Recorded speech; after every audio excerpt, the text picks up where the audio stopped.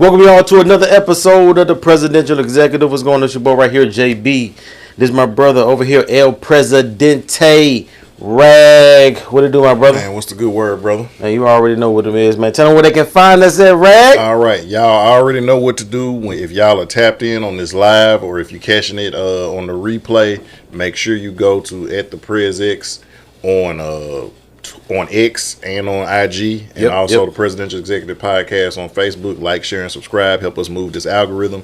And we are wherever you stream your podcast at, whether it's on YouTube, whether it's on Apple, whether it's on Spotify, whether it's on iHeartRadio, Amazon Music, and Stitcher. Hey, man, let's get with this kind of rundown. We kind of got we don't kind of got one, but we do have a special guest in the building. He gonna chime in as he wills and as he wants to. As y'all know, we kind of, we'll fully do an introduction, but he has the same name as this guy right here. So and if you see the caption under there, I said Elder Rag under there. So for those that know, but Rag, go ahead and just do a little mini quick intro. Yeah. So we got the legend in the building. Formerly known as Big Rag. He passed that mantle to me. He said he's just Mr. Rag right now. So, but yeah, I mean, he's y'all know he's an activist. He's a minister. He's a father, grandfather, great grandfather, husband, son, brother. Live in the community, whether it's in South Memphis or Raleigh. You've seen him. Everywhere doing everything. He's made a large impact. Just everywhere he's gone. And if you know him, you love him. And even if you've heard about him, it's a lot of people that love him just from hearing about him. But the one, the only, my pops, my Superman, my hero, Elder Ragland the first. Yes, sir. Yes, sir. How you doing? How you doing, sir? All is well. Good evening. All is well. Okay. No, we, later start time, but we're going to get it cracking. We're going to get it going. And so anything that you want to chime in on, sir, please feel open and free. You know what I'm saying? If you want to plead the fifth or just back. No comment. Right. No comment. That'll be on you as well. Just, leave it to us. But the first thing I want to get into is this whole America bombs Iran. This happened actually a couple of days ago. President Trump pulled the trigger on putting, I think, underground bombs in Iran. Nuclear, and the whole world, social media world, just up in a roar, got their opinions about it. Obviously, I think most of our community, black community, that really don't rock with Trump, was really kind of pointing to this is what y'all get, this is what y'all voted for, and all this stuff like that. But let me just give you my take first, and then we'll just kind of smooth it over like that, right? So anybody that knows, I fool with Trump, right? Like I don't think of him like the public really puts him down as. So, but also don't think he does everything perfect, the way he needs to do it. Okay. I'm shocked to hear you say that. He's shocked to hear me say that. I'm shocked to hear you say that. Keep going. I'm sorry. Keep going. So, just a simple analogy. If you look at past years, whether that was Hillary Clinton, Obama, Joe Biden, Iran was always an issue of them gaining nuclear power and having certain type of missiles and weaponry to really get back at whether that was Israel or back at us, because they have always said they wanted to tear our country, destroy our people, and all that stuff. Like, if you look it up, Google, that's what their leader said. I forgot his name. And so that's what they, that's what their mission is. And so now Israel got with Iran. Israel and Iran were kind of getting together, and so they were going back and forth. And so now we're allies of Israel. And so now, if people go into the biblical case that we were supposed to support Israel and stuff like that. So, but even before that, it was already a threat to Iran. Iran was already a threat to us and everything in between. So I don't see. Well, we'll wait and see. I don't know. I can't say that Trump was right in it, but I can't say that I didn't see this coming. You know what I'm saying? Could it start a war? Possibly, but we're just gonna have to kind of wait and see until the kind of smoke clears. And I want to get y'all's take in there. We'll just kind of continue on because I'm interested to see. Go. Okay. I'm interested because I mean, normally I just you stay away from it. Yeah, you try to stay away, but you can't. You can't. No, I can. I just but so a lot of believers have a misconception. The state of Israel and biblical Israel are two different things. And so if you really study the scriptures and you know the word, like those are two different things. So to take a faith position because we hear Israel, that's not the same thing as biblical Israel. Those are two different things. But a lot of us don't know that. We just hear the name and we think, like, oh, it's the same thing. No, it's not. It's two totally different things.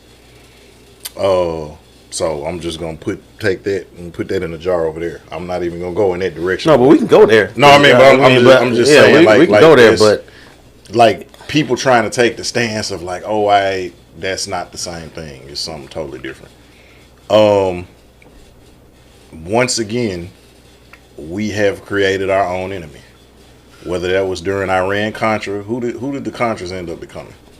That ended up becoming Al Qaeda. When we were fighting the Gulf War, we created our next enemy. Who did they end up becoming? They end up becoming ISIS. And so it don't matter who's in office. Like I said, right wing, left wing, same bird. Capitalism versus socialism, I don't buy it because at the top is the same people behind it. That was Reagan and Bush administration that helped. Then the next one was Bush Jr., which got us, fighting Al Qaeda, which the people who helped us fight Al Qaeda end up becoming ISIS. So, like, we're creating our own enemies always. Us having beef with Iran, we think it's got to do with political leanings and faith, and it's always about the money. Iran has one of the only places that has a national bank that is not controlled by a particular family. Every other country that has a major national bank is all ran by the same family. Iran is a country that has a bank that is not run by them. And so now all of a sudden we're about to go to war. And to your point, you pointed out, Hillary said it, other people said it, but why is that? It ain't got nothing to do with politics. It ain't got nothing to do with our faith. Follow the money. And so whether it was about the last war, whether it's about the poppy seeds, because what does that have to do with? What have we been talking about? Big Pharma. But where are they getting the stuff to make these pharmaceuticals? That came from all of those poppy fields in Afghanistan and everything like that. Yeah, Iran is a very developed country, like yes, intellectually and like technology wise. And they run their own national bank. It's not controlled by the same family that controls our own Federal Reserve, that also controls the bank in London. And they go all the way back. If I was to say the name, you've heard the name before. That's one of the Big 12 or Big 13, or however many of it is. But they have been in control. And I've quoted one of the guys before when Alexander Hamilton and George Washington were arguing about control. He told them, y'all can have the power. I want the money. Y'all can have the power because that's just you're posturing in front of people. We gonna run the money. And they've been running money for hundreds of years. And like I said, if I was to say the name, you've heard the name before, but that's one of those conspiracy theories. Oh, Illuminati, but I mean, just look them up. As our boy Mike Dub used to say, it's Googleable.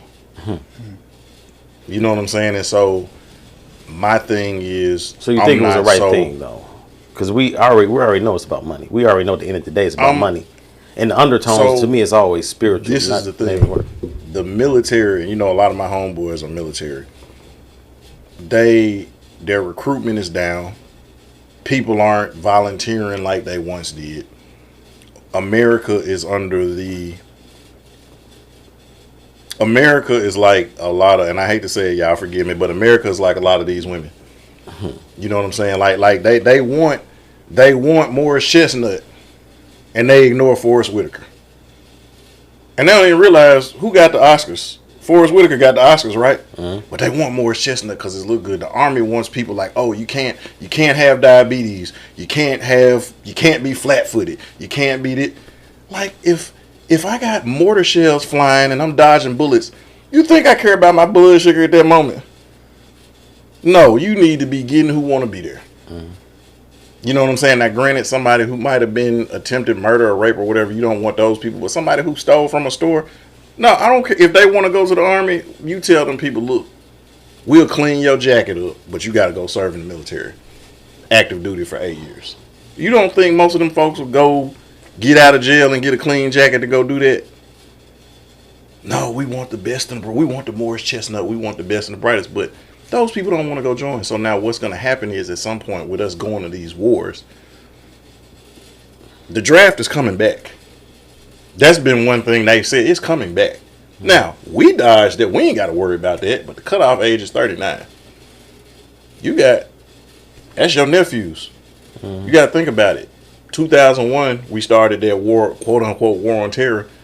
That didn't end till 2013 when Obama was still in office, somewhere around there. So if you were 9 years old in 2001, if the draft was in effect, you potentially in 2011, you would have had to go serve. No option. No choice. The moment you turn 18, which would have been in 2010, you would have got drafted. So now that ain't affecting the twins. They ain't old enough if a decade happened. But you got a 9-year-old or about to be 9-year-old. So if they draft and we're in a war, it's a potential. And my thing is, I feel like the people that want to go should go. I don't feel like nobody should be forced to go. But when we start doing stuff like that, then now we run the risk of people that we love that may not want to do that. You see what I'm saying? And that they ain't got no choice. And so now we're sitting up. Are you gonna pray that your child get diabetes or a club foot or something so he don't have to go? No. So now we're wishing for calamity so that we don't have to go do something that we don't necessarily want to go do. And at the same time, I feel like if somebody ain't got no direction, if they want to go, hey, I'm die hard to cut, by all means, that's who we need. You know what I'm saying? That's who we need on the front line. And that's why I don't never have a problem when they get discounts or if they want to skip me in line, because I respect what the sacrifices that they've made. But at the same time, I don't feel like people should be forced to do that. So now we're running the risk of when these wars and rumors of wars going on, and they don't like the candidates. Okay, well, the best and brightest ain't volunteering. So you know what we finna do? We just finna start plucking the best and the brightest. Oh, you're an athlete. Oh, you got this basketball scholarship. Okay, you're an athlete. Come on, let's go. Oh, you got this track scholarship, baseball scholarship. Come on, let's go. Oh, you're honor society. Oh, come on, let's go. Oh, you just working a regular 9-to-5 job. Let's look at your medical history. Like, you don't think they looking at that already? They done violated with the stuff we was talking about the shot. They violated our HIPAA rights with that anyway. So you don't think they looking at our medical records already? So you can't say, oh, I'm diabetic. They already looking at your medical records, doc. So we're putting ourselves in a position where people that we love will be forced into doing that. And like the way the rules go, you know, when it comes to that draft, so if you can be your mother's only son, they don't care. Let's go. Yeah.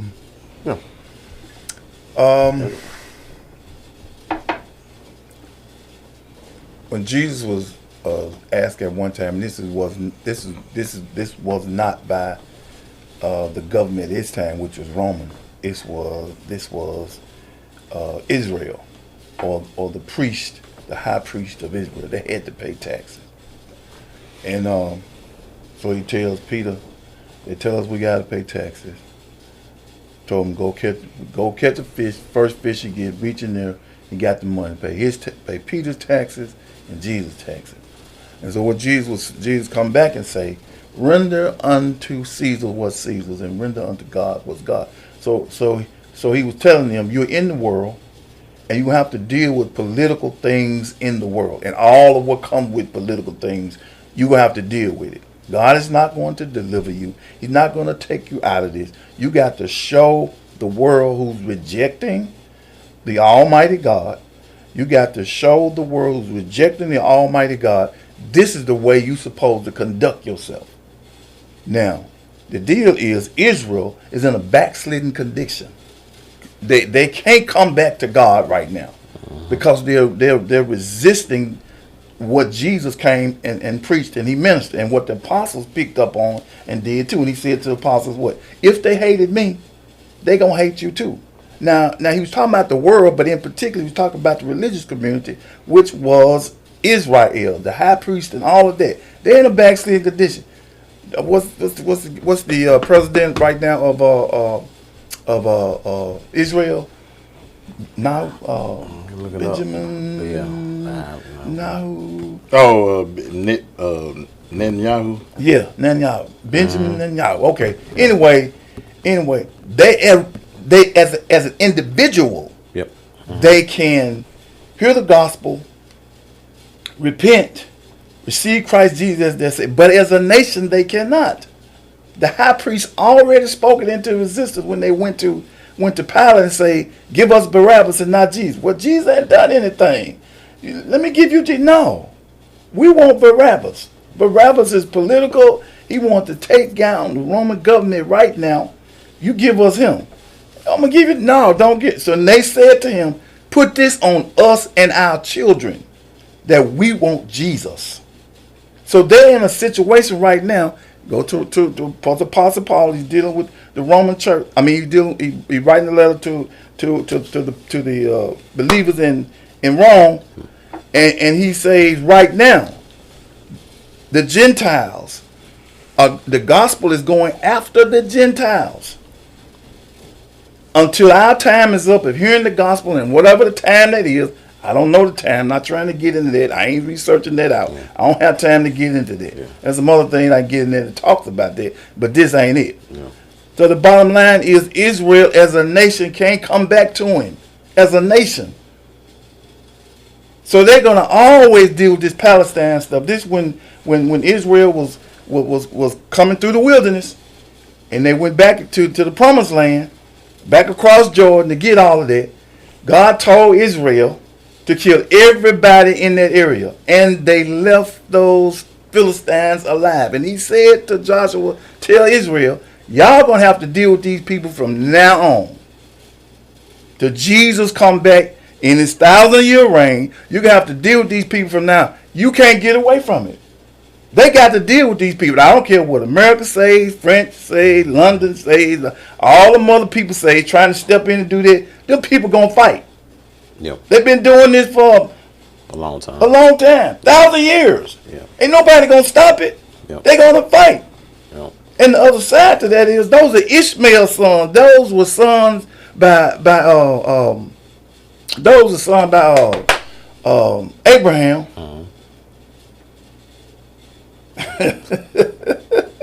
And God set them up. That's why they rich. God told them, I'm gonna set y'all up because you had sex with this. With the handmaiden. Yeah. I can't leave them out there. Yeah. So I'm setting them up. So this is why they have all the money. This is why nobody have no back with them. That was God's doing. It wasn't just their personal academic things and all of that. All of that's important now. Yeah. But God set them people up. And ain't nothing nobody gonna do to get them off of that. So we have to understand. We have to understand that all the political stuff is in-house spiritually. My point exactly. Right. It's in-house spiritually. Yeah. Now you separate them because they come out. What's the scripture for that? And I don't do this because this is not the way I trained our sons at home. Yeah. It was no book, chapter, and verse. Yeah. I'm talking just like this. I never mentioned the book, chapter, and verse. I'm knowing in my mind all the time what I'm saying. This ain't my opinion. Mm-hmm. This is what I've studied, researched, and believed from the Word of God, and gleaned from other men who've done this. So the point is that I don't deal with book, chapter, and verse. But since you got me right here, I got to do it because you got other people listening. Yeah. I ain't just talking to my sons. I'm dealing with people who may not go like this. So I have to tell them, I know what I'm talking about. It ain't my opinion. So you're trying to do all of this stuff, it ain't going to happen. These people going to fight until Jesus come back here. and put up his 1,000-year reign, and they're gonna still be doing the same stuff. But he gonna keep all that stuff on the down low. They ain't gonna be in charge.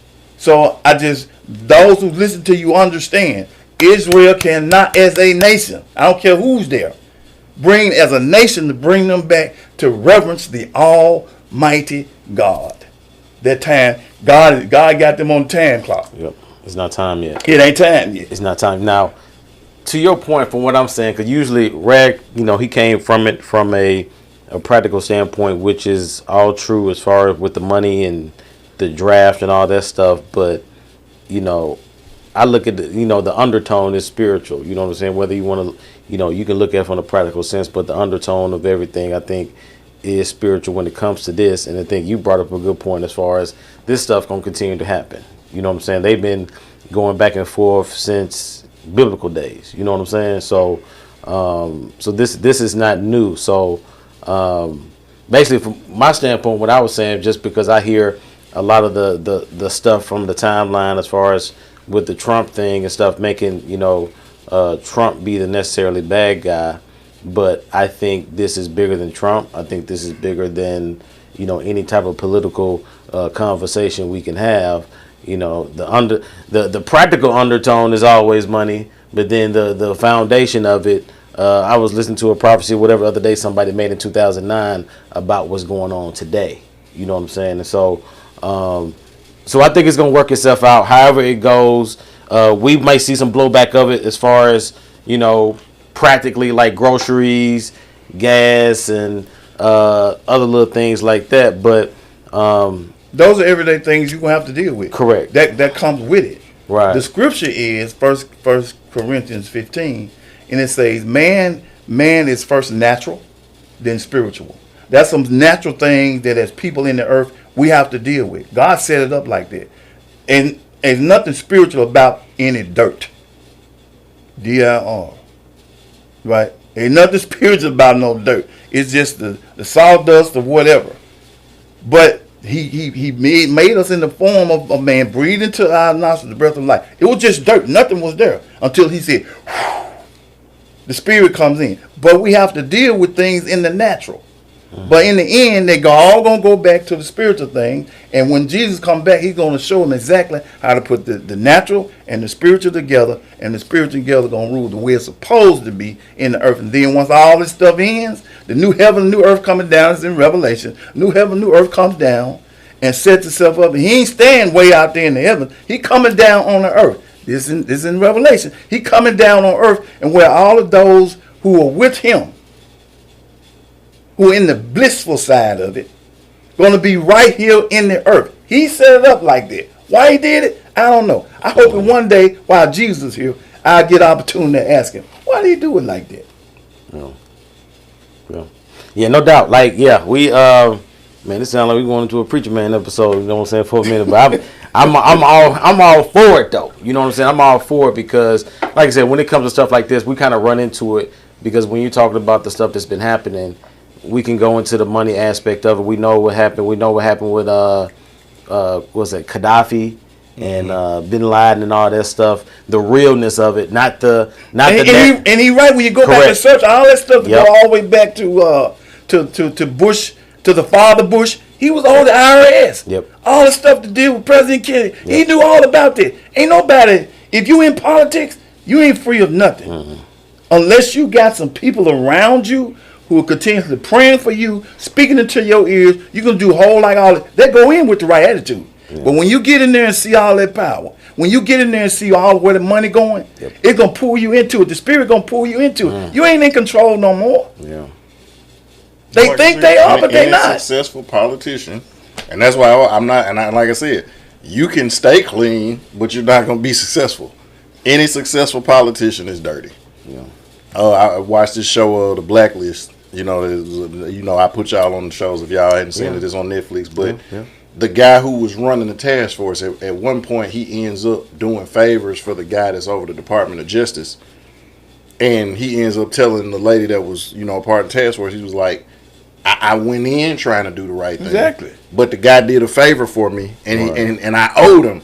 So I was trying to, honors this favorite person who I thought was my friend, Yeah. but then I end up doing stuff I would have if you would have told me you're gonna go against policy, you're gonna do this illegal thing, I would have never did. And he was like, I end up doing all that stuff.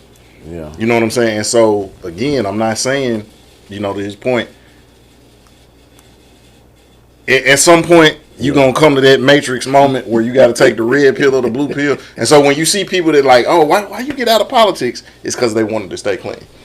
You saying what you just said just brought up what came in my mind when I was like, I'm missing something, and it was Kurt Franklin. The reason you said that because it was just like you start out a certain way. Mm-hmm. You start out, you know what I'm saying.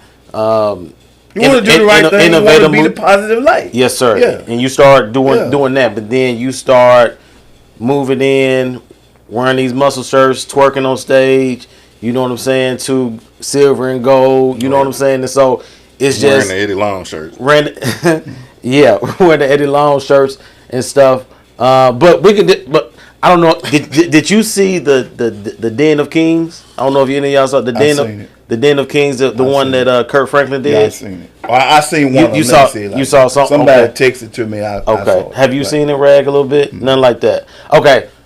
Basically, Kurt Franklin was with Lou Young. We know the comedian. Mm-hmm. Lou Young, Country Wayne, Duval, Ellis, DJ Fly, and DC Young Fly, and DC Young Fly. And they were just sitting at a round table eating, just talking about manhood, fatherhood, their struggles and stuff like that. And I ain't gonna lie, like some of it was cool, right? But then it was, it got a little cringy just for me because I'm just like, because Kurt is the OG at the table. Mm-hmm. You know what I'm saying? And so now it's like, but to me, he wasn't being that. He was just kind of fitting in. He was what you would call like being thermostat, not a thermometer. Or what am I trying to say? He was being it ain't obsolete. He was just kind of listening.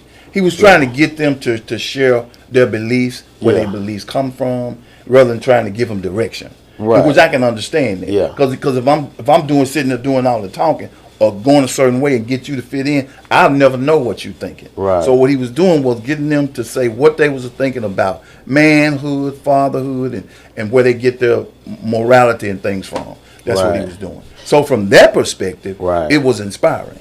I'm now, with you. What you got to do is you got to come back around and say, okay, we said all of this. Yep. Now let me give y'all some direction. That never happened. That was my thing. And so I didn't want to get too on it, but that really was. I wanted to be part of Quickies on that, but I just had to say it so before I forgot it. You know what I'm saying? It's good. Yeah. So because that's what this is what I think of Kurt Franklin. I think Kurt Franklin is a talented artist. I think he makes music that I listen to this day. You know what I'm saying? Good, bad, and indifferent. It's just sometimes when you listen to his music now, it always keeps you at a certain way. To me, just for me, so I don't speak to myself. It always keeps you at a certain way. I'm not sure.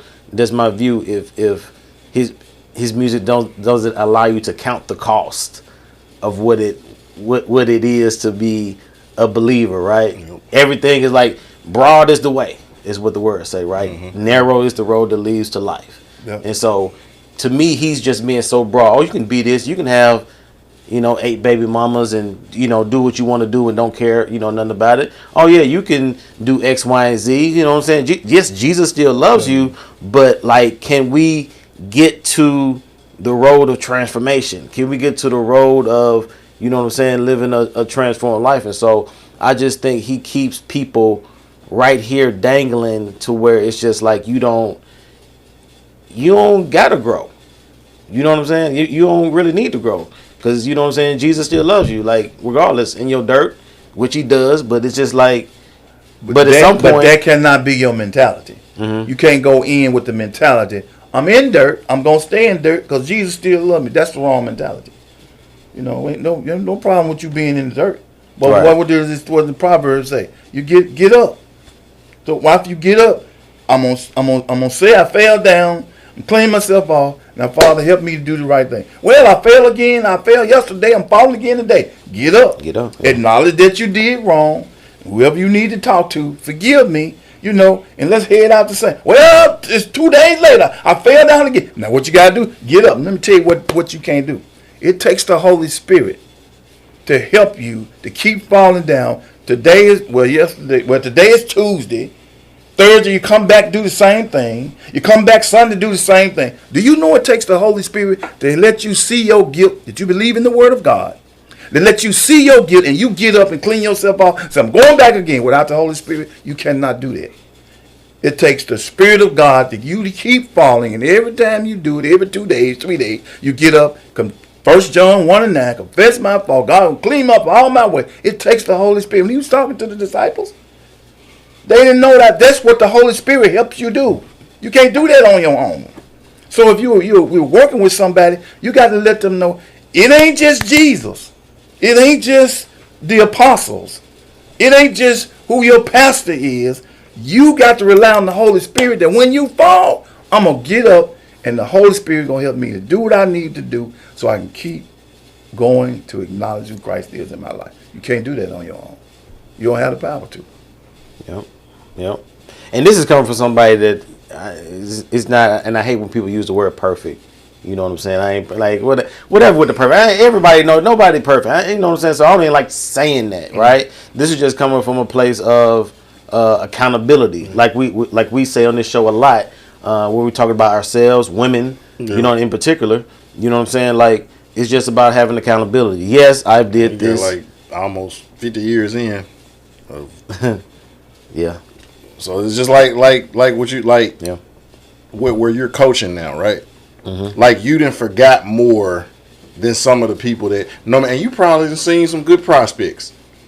It's like, oh man, I wish I would have been that athletic. Or I wish I would have been that tall. Or I wish I would have had that frame or whatever. Mm-hmm. But regardless of what they got, if they think they know more than you, and you did it as far as the highest level could go for where you was at. You did it at that. Like you got years in this. You got equity in the game. You know what I'm saying? Like I said, you forgot more than what they know. And so to your point, like when we're going, it's good that we got a structure, But some of the best conversations is when you start off talking about this, and then before you know it, we were just talking about the NBA. Now we talking about families, and now we talking about, who our favorite rapper is, and we talking about, like how did we end up over here? Like, right. But the structure keeps us in line, but it's good, to flow like that. You gotta weave off, yeah. But to your point, we did weave off. But again, this is not coming from somebody that's just passionate or inspired. Like this somebody that got almost 50 that's been doing it longer than we've been living. Mm-hmm. Yep. You know what I'm saying? Like that's and as far as I know, my whole life, the only negative is that he's so serious about it. It don't take all that. Why you do it like that? It ain't no like, oh, I saw him at the Shake Joint. He was throwing ones at the strippers. You know what I'm saying? I saw him on Lamar pulling up, to the walkers or whatever. I seen him in the drug den with the little crack pipe or rolling up with like. No, why it don't take all that? Why he so serious about it? Who you talking about? You. Oh. What you mean? Yeah. Well, I'm gonna tell you like this. I was 19 years old, and I know we're gonna probably talk about. I'm trying to get in the head of myself, right? Yeah, we definitely gonna talk about that. 7 years old. Heard the gospel, gave my life to Christ, and from 8 to 20, I did a whole lot of stupid stuff that I believed in the word, but I did opposite. Because that's what I wanted to do. Like we're talking about being up. That's what at 8, I was doing certain things. That's what I wanted to do. I liked it in my mind. I saw it with my eyes, and I wanted to be a part of it, so I did it. Well, at 20 years old, I rededicated my life. Not back to Jesus, because the first time I was already there. I rededicated my life back to the Word. The Word of the living God. I rededicated my life back to the Word. Right?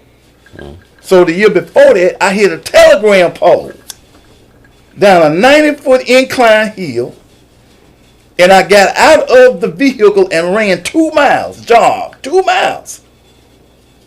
So you really don't think I'm serious about my relationship with the Word of God? That's what I'm serious about. Now I believe now we natural things. We spiritual. You want to talk about basketball? Let's talk about basketball. I don't have no problem. But at the end of the day, I got to tell the basketball player what you gonna do with your life. What you gonna do with the money that you make it? You gonna glorify God with that? Well, how do I glorify God? Give back to the community. But you got to give back with the right mentality. That I'm doing this to glorify God. It ain't just to heap up on myself for you to pat me on my back. Oh, look at this person. No. I'm doing this to glorify God. That has to be your mentality. So I'm serious about this because the body of Christ is what y'all talking about. Kirk Franklin ain't listening to nobody. He arrogant. Who can call you at 3 o'clock in the morning, wake you up and say, man, I saw this on the news too. What was going on? Without him cussing me out.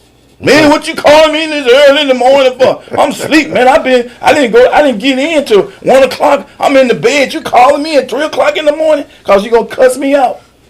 No, I ain't gonna call you. Do what you need to do. But you got to have somebody that you can allow to do you like that. And many of these guys don't. You just go down the list. They don't.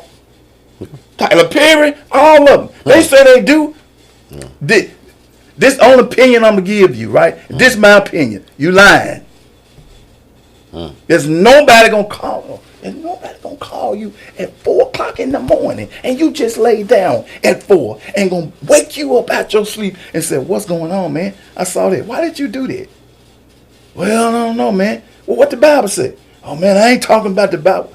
Okay, well, I tell you what. Go on, do what you're doing.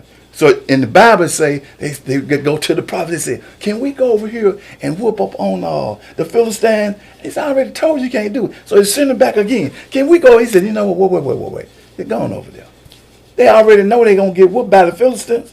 But I'm tired of you coming to me, waking me up at 3 o'clock in the morning, asking me, are we going to win the war? I already told you, no. Why you sending somebody else to ask me, you want me to change? So I'm going to change it. Go on over there. And then you go over there and you get whooped. Well, they whooped us. I told you from the very beginning to leave them folk alone. These guys don't have nobody that can speak into their lives. And the people they think they do, we're hearing other stuff on them now. Yes, man. They all got out. Yeah. All got kind of dirt on that. We definitely going to get back to that, especially on part of this focus episode. Now, I want to get into this whole thing with Stephen A versus Memphis. Okay. Yeah. When was it? It was last week, because actually last week it was right on time. It happened on Tuesday, I think it was. It happened on Tuesday, a Monday night. The whole thing they were talking about. What were they talking about? Free agency. I think we're talking about. It was after the Bane trade. Okay, yep, because Bane got around Bane being traded and everything like that, and they were saying like, so what are the Grizzlies gonna do? Yep. Because now we're stockpiling picks, and it's like they're talking about Giannis and KD, and it's like, okay, so is Memphis gonna try to get a big superstar? So okay, correct. Thank you. So is Memphis gonna get a big superstar now? And so now the big talk is, well, nobody want to come to Memphis. Memphis is a small market town, which it is.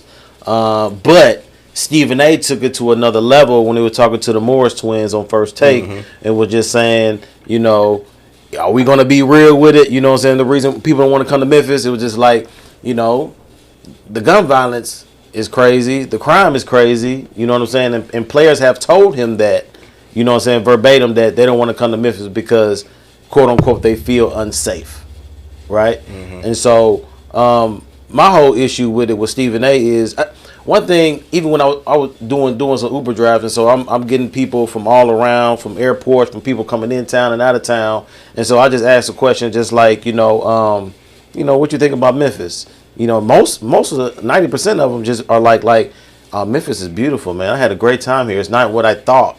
It's not what I heard. Yeah. You know what I'm saying? It's not what I've heard on the TV or what people like Stephen A say. You know what I'm saying? It's like, man, I had a good time. I was downtown. Oh, you were my driver. Like, you were so nice to me. You treated me well. Like, took around this. I'm downtown. I thought I had to, not take my purse downtown with me or do something like that. But it wasn't nothing about, how I heard it. So the thing I don't like about Stephen A. because he continues to feed into the narrative about the people that don't know nothing about Memphis and haven't been to Memphis, Right. about how bad it is. But in reality, it's just like any other city. Chicago, you go to Chicago, some places in Chicago you don't want to go to. You know what I'm saying? You go to D.C. D.C. is a couple places in D.C. you don't want to go to. Right. You know what I mean? Didn't that team used to be called the Bullets? The I digress. Yeah, and so and then now it's just continuing to go down on the other podcast, Gil's Arena. They had Kenya Martin talking about it. He's like, if I wouldn't want to go to Memphis. He talking about he went to a club or something, and people were looking a little shady. I think it was South Memphis or something like that. And so, just like, man, I know I wouldn't come to Memphis too. I wouldn't matter. I'm just like, I just don't like the smear campaign Memphis is getting now as a city for no apparent reason. Right. And we're talking about millionaire NBA players. NBA players I know either stay in Southwind in the gated community or out there in Eads. You know what I'm saying? Like, they're not Collierville. Collierville. Like I told you, when I was working out there, like, you remember the mail I used to deliver? Yeah. And I used to stay trying to catch them. I used to stay trying to catch them. I'd be looking. But I would see the cars in the driveway. I'm like, oh, yeah. And then where, like, a spot where they moved to, it was a spot where, like, Mayor Harrington used to stay over there. Mike Conley used to stay over there. Penny had a house over there. Like, and have I had a gun pulled on me in Memphis? Yes. But where was I? Let's give me some context to that. I was working for a nonprofit organization in Orange Mound. Red Zone. At Red Zone. Yeah. Right on Park, right around the corner from Melrose. And it was one of the kids that I had been mentoring, and he got mad because I put him out the building because he was stealing stuff out the kitchen. And I told him until he apologized, he couldn't come back. So he got mad, and so he tried to get me to fight him, and I wasn't going to fight him, so then he pulled a gun on me. But again, number one, where am I at? What am I doing? Context. Context matters. I also had a gun pulled on me in Ridgecrest when I was doing security over there, and I'm covering for somebody. Now, keep in mind, people that stay in Ridgecrest don't want to be in Ridgecrest. People not from Memphis know about Ridgecrest because of a certain rapper. You got it right. Everybody knows in Fraser you do not want to be in, like, Ridgecrest was a spot where we always had 3 to 4 guards working there every day because of how much stuff would go down. Yeah. Okay, so I wasn't surprised when the guy upped the gun on me or whatever. And then the same young man that upped the gun on me, probably about a month later, ended up accidentally killing himself. Talking about couldn't nobody get him, shot the gun, the bullet ricocheted and ended up hitting him and killing him. That's crazy, man. Now, again, I'm not going to say that's reaping what you sow. I'm not going to say that. But I did tell when I was talking to some of them, because it was a group, and I'm telling them, like, you're heading down the path of destruction. Listen to somebody who done lost some friends, who done lost some family members, who done lost some homeboys, classmates, like, I've lost people to this life. This the direction you ain't talking about, that ain't going to happen. Okay. All right. You do you. So now, where I stay at now, I stay 2 houses down from the sheriff. Ain't nobody pulling no guns on me now. Yeah.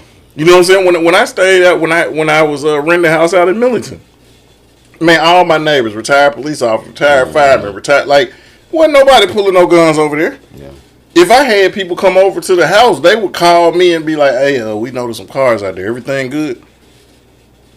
So, like, again, to your point, the context matters. And y'all know, if y'all see me on here, and I don't know if you saw the videos I posted, like, I did a couple of reels. I'm like, y'all know, if y'all see me on this podcast, I'm going to have one of the hat that I wear the least is an Atlanta Braves hat. Because if I'm baseball, I'm not watching everybody. I ain't even going to lie to y'all. I'm watching the Braves. I might watch, like, the Yankees, but I'm definitely watching the Braves. Yeah. And I've been a Braves fan since, Deion Sanders was on the Braves, Fred McGriff. When David Justice was with Halle Berry, like, I was like 9 years old. I'm a Braves fan. Let's go Braves. Yes, I mean, and we was just talking about that. We gonna talk about that later. But it wasn't even because she was light skinned. Halle Berry just fine. She's fine. Like she's nice. When you know that God intentionally does some things. Yeah. Okay. And we ain't talking about Halle Berry, and she looks good now, but we talking about like 90s Halle. We talking about Boomerang Halle Berry. Yeah, Boomerang. That's right? Where it started. Yeah. So Boomerang. Yeah. Boomerang. But I've been a Braves fan, and then like I said, they had Davis Justice Prime. But then you're going to also see me wear San Francisco 49ers fan. Been a fan since I was 4 years old. Right? My squad. So you know I'm not bang, bang, Niner gang. Win, lose, or draw. But you also going to see when it comes to basketball, I always have on a Chicago Bulls hat. I am not a bandwagon jumper. And even though my favorite player is Scottie Pippen, even when he been saying his crazy stuff, he's still my favorite player. My GOAT is Michael Jordan. That's true. And because of those two, I became a Bulls fan, and I've never jumped off the bandwagon.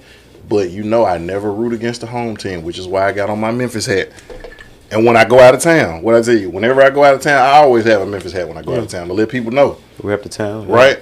Yeah. But the idea, like to your point, the narrative that's being spun is that this is why people don't want to come here. They don't want to go to no small market team. They don't want to go to Indiana. They don't want to go to OKC. San Antonio. New Orleans has a great, food, nightlife, and everything. They don't want to go to New Orleans. But it's really only when they say California, like San Francisco, Golden State just became that because of Silicon Valley. They weren't trying to go in the 90s when Tim Hardaway and Chris Mullin them was there. Yeah. So it's only the Clippers and the Lakers. You talking about LA. It's only Boston. It's only New York. And even though New York got the market, like New York has only been a finals contender maybe one time in the last 25 years. Yeah. Because even when they had Melo, them, it was like, okay, well, they ain't going to beat Miami. Yeah, they weren't. No, They weren't real no- contenders. You know what I'm saying? Like, they weren't no real They contenders. wasn't contenders. No, they weren't contenders. They might make it to the Eastern Conference Finals. No contenders. They So, were just sexy to look at. like, Brooklyn. And what has Brooklyn done? Brooklyn made it to one Eastern Conference Finals, and that was when they had the super team that wasn't a super team with KD. Are you talking when And- his foot hit the, Yeah, with his when foot, right. hit the foot, That's the only yeah. time they done made it to the Eastern Conference Finals. Who did? Brooklyn, the Nets. When they had No. Durant, They made Kyrie. it. They made it when Jason Kidd was there twice. Remember? No, you talking about New Jersey. But okay, but to your point, Yeah, yeah, that okay. was the same Right, thing. okay. It's the same thing. Okay, but Yeah, to yeah. your Okay, point, but you yeah. don't be specific. Right. No, they haven't. yeah, So, yeah. But I'm just, To but be I'm just saying specific, no, they haven't. Yeah. Right. from Okay. them being in New Jersey, that wasn't a big media market. Right. Yeah. Nobody wanted to go to the New Jersey No. Nets. They want to go to the Brooklyn Nets Right. because it's in New York now. Right. But like again, Yeah. and like I said on one of the reels, y'all act like it ain't crime in Brooklyn. See, it was- Every New York rapper we know, where they claiming? They claiming Brooklyn, they claiming Harlem, they claiming Yonkers, they claiming one of the 5 boroughs. And all of y'all been around drug dealers. All of y'all done been shot at. But it's New York because it's a big city. Yep. And when we say Memphis, Memphis really is only North Memphis, South Memphis, East Memphis, Westwood, and everything in between. Yep. But we forget, because we live here, we know this. Germantown is Germantown, but but when they say Memphis, they ain't talking about Germantown. No. No. They ain't talking about Collierville. Right. Yep. They not talking about Eads. No. They're not talking about Millington. They're not talking about Lakeland. They're not talking about Arlington. They're not talking about Rosemark. They're not talking about Oakland. But that's the all of point, the though. but check this out That's though. the point. All of those people work in the city, right? Or when we want to go to places that's low key off the map or whatever, where do we go? Well, oh man, I'm finna go to this new spot in Germany. I'm finna go to this spot in Collierville. Like we not finna go. Oh, I'm finna go to Smoky City. I'm finna be in Douglas kicking it. I'm gonna go to Tony's place in Fraser. You know what I'm saying? Like the Goddamn. one Grizzlies player who something bad happened to, it happened because he was in South Memphis under a stairwell shooting dice. And that was Burks. Burks. And he said, I shouldn't have been there with over $100,000 shooting dice under the stairwell in South Memphis. I ain't never heard of Pau Gasol getting robbed or Shane Battier. No. And we know White Chocolate. When he was here, he loved some hood stuff. Nothing ever happened to him. Rudy Gay, Conley, none of them folks. As much as Tony Allen and Zebo, and you know me, I don't mind telling myself, I done been to the strip club and saw Tony Allen and Zebo in there. And back in the day, in the mid 2000s, yes, they might not want to come play in Memphis, but all them NBA players used to come to the strip club in Memphis. Yeah. Every single one of them. Of course, like that. And Like, man, who is this? Oh, shoot, they play. Oh, this. I ain't gonna say their name because some of them might be in position with. But I'm looking. I'm like, oh snap! He play. During the season, dude, and they not even playing the Grizzlies. Like, don't y'all play? Y'all playing New Orleans tomorrow, but you in Memphis at the strip club. Like they want to be in Memphis for certain stuff. Yeah. It's a small media market. But And- the other thing is this: per capita. When you look at the numbers, a lot of crime and stuff happen in Memphis. The other side to that is a lot of these other places. And I've been to places like that because I was in the Memphis 10-Point Coalition, which is still there, but we're on the back burner right now. When you go to these other places, a lot of these places don't call the media or don't call the place and tell you the things that's going on in the city. Memphis does. And that was one of the things we brought up. Well, whoever the mayor is, well, why y'all telling them all the crime that's happening in Memphis?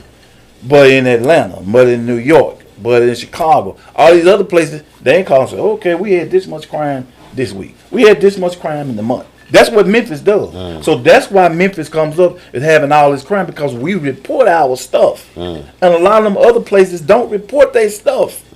So people hear that and they think, oh, crime in Memphis. It ain't. It's just as worse as New York, Chicago, LA, and all these other places. Right. And that was my point. Miami, all of them. Yes, sir. And that was kind of my point, just because didn't LeBron's house get raided in Beverly Hills or get jumped over or whatever like that? Yeah, all these other they've been doing it lately. These players, athletes, these players, they've been doing that. a lot of the athletes' houses been raided, and I think Luka Doncic, a couple in LA Clipper players. And one thing about us, we love our. If we got a celebrity here, we love our celebrities here. Yeah. We'll mess with everybody else. I'll go rob my brother before I go mess with Ja. You know what I'm saying? Like, you know what I'm saying? Like, hey, I'm mad at you because you used to pee in the bed, nigga. I got to rob you, but like, oh no, that's Ja Morant. I can't. Right. And that's part of the thing, man. I'm just like, I really hate that Memphis gets a bad rap, and then now the Memphis narrative goes, because we just finished the thing with Tyree Nichols situation. Yeah. You know what I'm saying? Finished with that, and so that made national news, right? And so now people that are not from Memphis, this is the next thing they hear from Stephen A. talking bad about Memphis, and the next thing they think about is the Tyree Nichols. Case. What did he say about this? I don't know this. We just talking, right? Right. I don't recall him saying anything about Minnesota, where George Floyd got killed. I don't recall. Maybe he did. I just don't recall it. Right. So why you put all this emphasis on Memphis? Right. Well, the thing on Memphis is that we killed Martin Luther King Jr. Yep. That's always over there. So it's always going to bring people's attention to that. I get it 100%. But you can't single us out like that. Why aren't you talking about all these other places? Like George Floyd. They went all over the world before Tyree Nichols ever did. Yeah. They went all over the world talking about how they killed that young man. But he ain't said nothing about that. And then to your point, you talk about them killing King here, but we still get a bad rap, and it's been proven. Right. It's been come out now that that was actually the FBI had something, the CIA and the FBI had something to do. Just like with Malcolm X, just like with the Panthers, just like with Fred Hampton, them. Like, they actually had a task force where they had people set up, they had people pay, they had backup shooters. Just in case that they did. And again, even King's lawyer who wrote the book said that actually when he died in the hospital. The doctor suffocated him in the hospital. Yeah, he was still alive. That was in the lawyers, the King's lawyer. Right. He was still he might have died, right? But they helped the cause, and he put everybody out the room. He told everybody to get out the room, and it was the nurse who actually witnessed it, and she gave a deathbed confession to her son, like, this is actually what happened. This doctor put us all out, and she said, I was watching him, and he smothered him with the pillow. Like, so it's like, but we get the bad rap for that. But why is that? Number one, we are still, again, being natural first, we're a majority black city still. That's what I was gonna say. And then also majority black. It's so bad. But Elon done built something out here. Oh, it's so bad. But they just brought an auto plant down here. Oh, it's so bad. No, it ain't that bad. You just have to spin a narrative, and just like I showed you that clip, that episode of the Boondocks, if you remember, where Pops had built when he was making all the food, right? And he was like, oh, why don't you put it right here? This is a good area. And so all the people was coming to get the food or whatever, and then all of a sudden, crime started building up, and he started like, oh, his crime is bad, and da-da-da-da. Oh, we got to shut your restaurant down.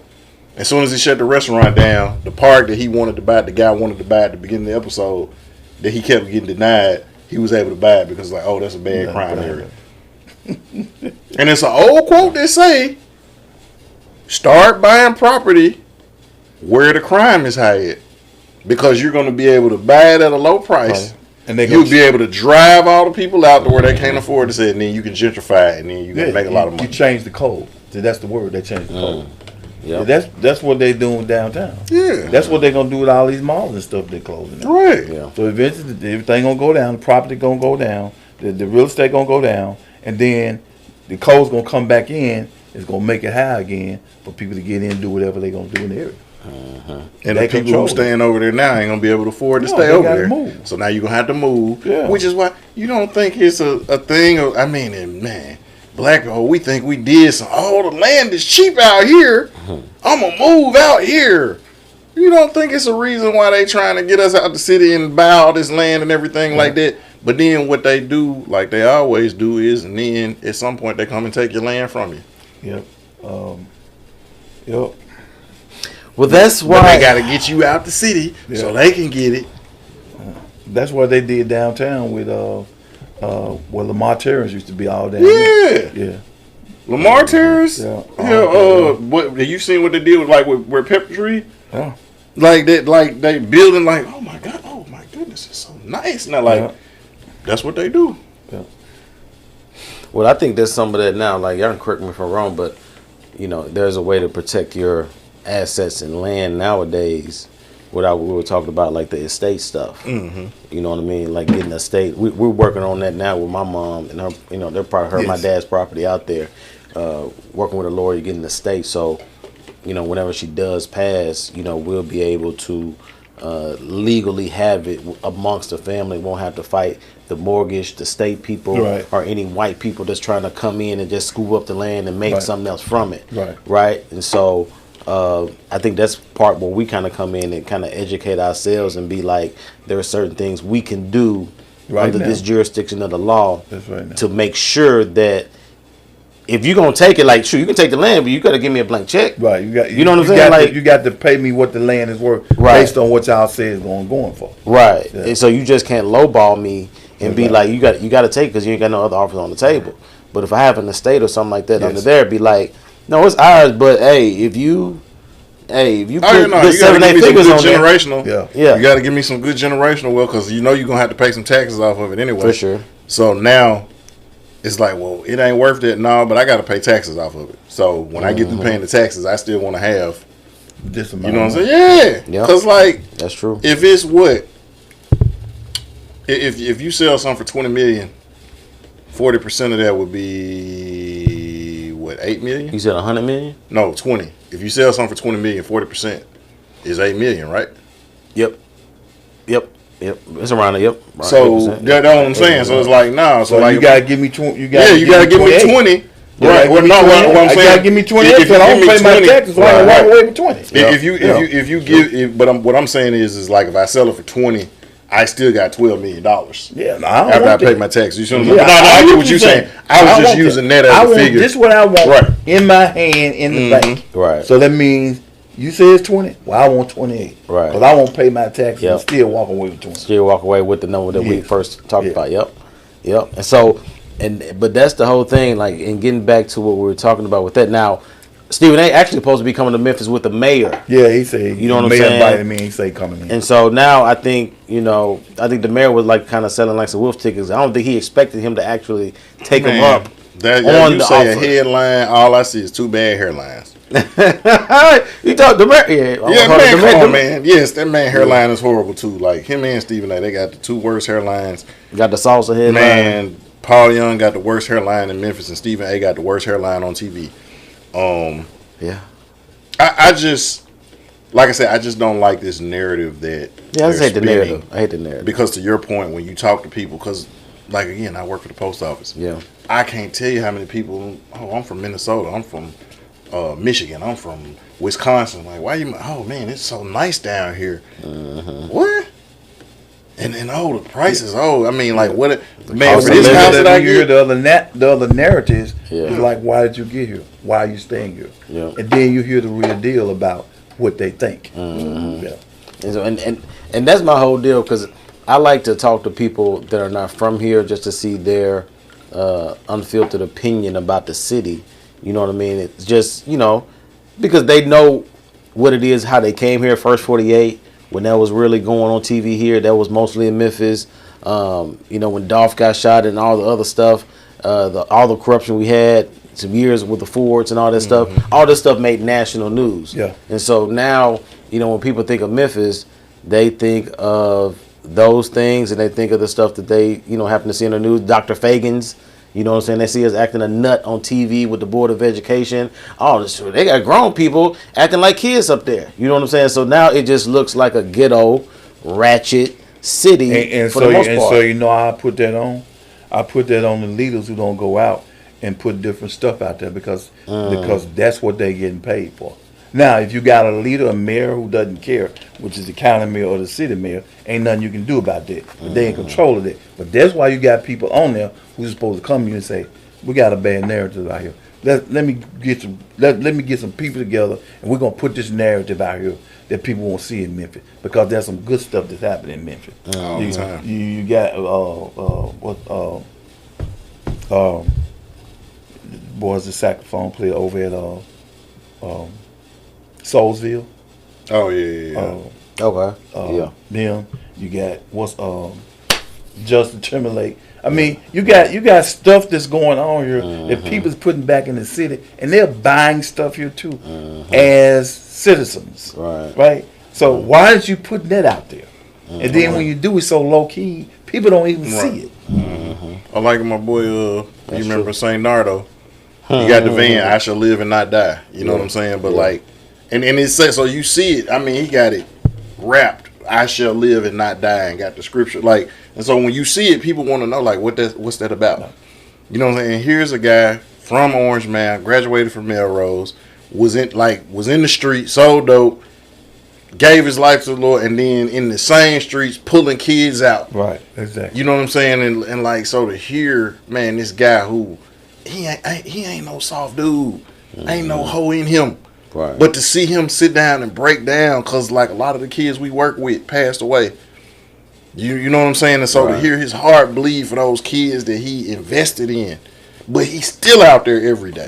Still out there in the community. And some of them same ones that we was mentoring that still live, now they out there with doing him. the same thing. But like you said, ain't nobody talking Nobody talking about that. And that's what the mayors are supposed to be doing, to put to let the world see the narrative is there for the people in Memphis. But it's also, to me, it's almost that we are getting paid off our pain, getting paid off the smear campaign, because now if you don't have those people in place, every mayor we get into, oh, I'm gonna clean up Memphis, oh, I'm gonna clean it up. It's the same thing over and over, because you're gonna clean up something for at least for the last 20, 25 years that I can remember.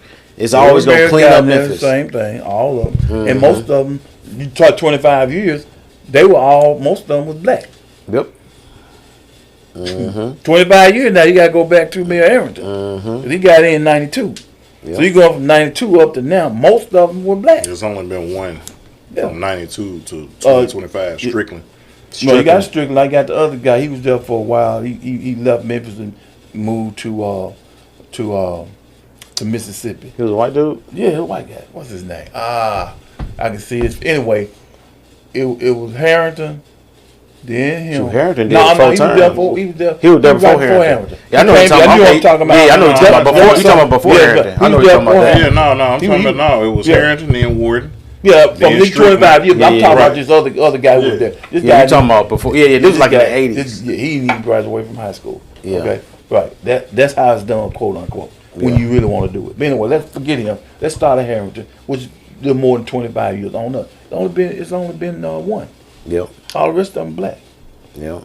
So we ain't cleaning up for ourselves. So what are these people in these positions that they put in here doing to help clear this up? So Stephen A. can't make that statement. Right. And quite frankly, like, we know when we break it down what he was saying, he ain't lying to a degree, right? It's just he don't know because he's not here. So for him to say it, he's saying it out of context. Yeah. So it is true. Yes, stuff happens here. Yeah, this stuff We're happens. talking about Jimmy Butler here, but you went to play in Miami, okay, but you ain't kicking it in Liberty City though. And people who from Miami know Liberty City, that's an area, and you ain't going to kick it there. Right. When you think of Miami, you think about the beaches and everything, but you not finna cross them lines in Liberty City and be, cause it goes down. Like all them dudes from the U, like Uncle Luke them down there, like, oh no, they like, no, you ain't down there, like where Michael Irvin them was at, like you ain't down there. You know Michael you Irvin want to be on the beach and everything like that. Yeah. Like that's what they talking about. Like, oh, Chicago, oh, the old school United Center or whatever, but you not finna be on the South Side. Nah. You know what I'm saying? Like, I mean, and that's the part, like, okay, yes, if you're kicking it in off South Parkway in Latham, something bad might happen to you. You know what I'm saying? Yeah. And no shade to South Parkway in Latham. Like, you know, we still got that's context. Right. And keep in mind, this is somebody, he is from South Memphis. Yeah. He's a South Memphis veteran.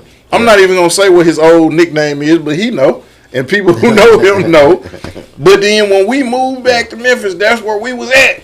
On Saxon. Yeah. And from people who know Memphis, when you say Saxon, they light up like, oh, bro, you was in the hood, bro. You was in the hood. Yeah. And we would be around, and we got in trouble for going around like places because we wasn't supposed. But if I said, oh, I got JB, my big cousin JB with me, my grandma would be like, okay, go on, go. Yeah. Even in South Memphis. And then when we got grown, me and Paco, we was right back in that same neighborhood and used to walk over there to the Dixie Queen or the Church's Chicken on Bellevue and Macklemore. And we used to walk with a walking stick, and the only reason we carried a stick, it wasn't for the people, it was for a dog, just in case a dog. Yeah, it wasn't for the people. We weren't worried about the people. Like that's where we was at. Dog, straight up. You know what I'm saying? So like again, we moved to Raleigh before it became, and you know, cause you lived in Raleigh. Like people talking about murder, hey, like man, Raleigh used to be like the bougie part of Memphis. Yeah, great, real good. You know what I'm saying? Like, you from Raleigh, you staying good, no, you from Raleigh. Good middle class. Right, like, and so we thought we moved out to Raleigh, and then within like a year of us moving out to Raleigh, like, they tore down Lemoyne Garden, like, Lamar Terrace wasn't too far behind. And it's like, as Chris Rock would say, it's the difference between the black people and the niggas, and the niggas came out.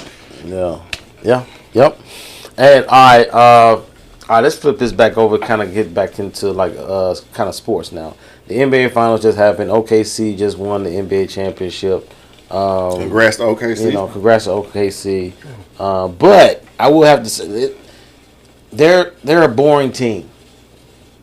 They're a very boring team to me. But SGA is like, he's a superstar, right? Mm-hmm. It's just he doesn't. His game is not sexy. His game is very like Tim Duncan. Like Tim Duncan-ish. Yeah, something. As a guard. You know, I had to throw that back at you because you was like, oh, that's why guard. But Tim Duncan was like, he's fundamental. But he's he got superstar. Buckets. He was efficient. But it was boring. But it was like watching paint dry. Yeah. And all I was saying, like when we were talking about that, if you could watch Steve Francis or Tim Duncan, you were going to watch Steve Francis because he's going to have somebody on skates. Yeah. You was going to watch AI. You was going to watch T-Mac. You know, because they were exciting. They didn't win. Yeah. They didn't. As much as I look, man, franchise will have people like, man, you done fell down. He going to wait for you to get back up. He'll be like, come on. And then hit you with another one. Yeah. And the shot clock steady going. He letting you get back up and then hit you with the wop wop. Didn't win. AI, amazing. 1 year. Other than that, didn't win. Like Tim Duncan, boring, paint dry, 5 championships. You know what I'm saying? SGA, boring, fundamental. But he's only done what Shaq, Kareem, and Jordan have done. And he got MVP scoring title and finals championship and MVP. And I said that just because I like watching them play, because I like watching basketball, right? But just I'm used to watching LeBron. I'm used to watching Steph in the finals. KD. You know what I'm saying? James Harden, before he get to the conference final, we know he flail out. Yeah. You know what I'm saying? So now he's just a different type of superstar that I'm used to watching in the NBA. And so it's going to be hard to market that. You know what I'm saying? As a league to do it, but great team. I like the way they play defense. You know what I'm saying? The symmetry, the chemistry that they have on the court. You know what I'm saying? I have no idea who the coach is. Don't even know how to say his name. But you know what I'm saying? LeBron was exciting. Yeah, especially early LeBron. No, especially from 2003. No, that LeBron was. Well, even to 2016. LeBron now. Yeah, now for No, sure. okay, no, I'm saying like since he came to LA. He 40 years old. Like 2020. Okay, but this is what I'm saying. 2020. Like man. he ain't like. Let's keep it real. Okay, and you played at a high level. You played high school, college. Let's hear it. I'm just saying, like when I see the travels and stuff, that for me, that kind of like the flopping, the travels. He does. You know what I'm saying? Like, and to me, and you got to remember. You might not know this, but I know you know this because, like, we was at your apartment watching. Right. Like, I almost traded I was this close to trading my Bulls hat in for a Miami Heat hat. It was like that. Right, because we was, watched when he did the decision. We watched it. Right? Yeah. So I'm not going to lie. I was a LeBron sexual. LeBron couldn't do no wrong. Yep. Till they lost to Dallas and it was over. It was a wrap. But it was like, but as I was watching them, I'm like, okay, he don't really have any go-to moves. No, he don't. He's put his head down. I'm bigger than you. I'm like a freight train. I'm just gonna run you over. Pretty much.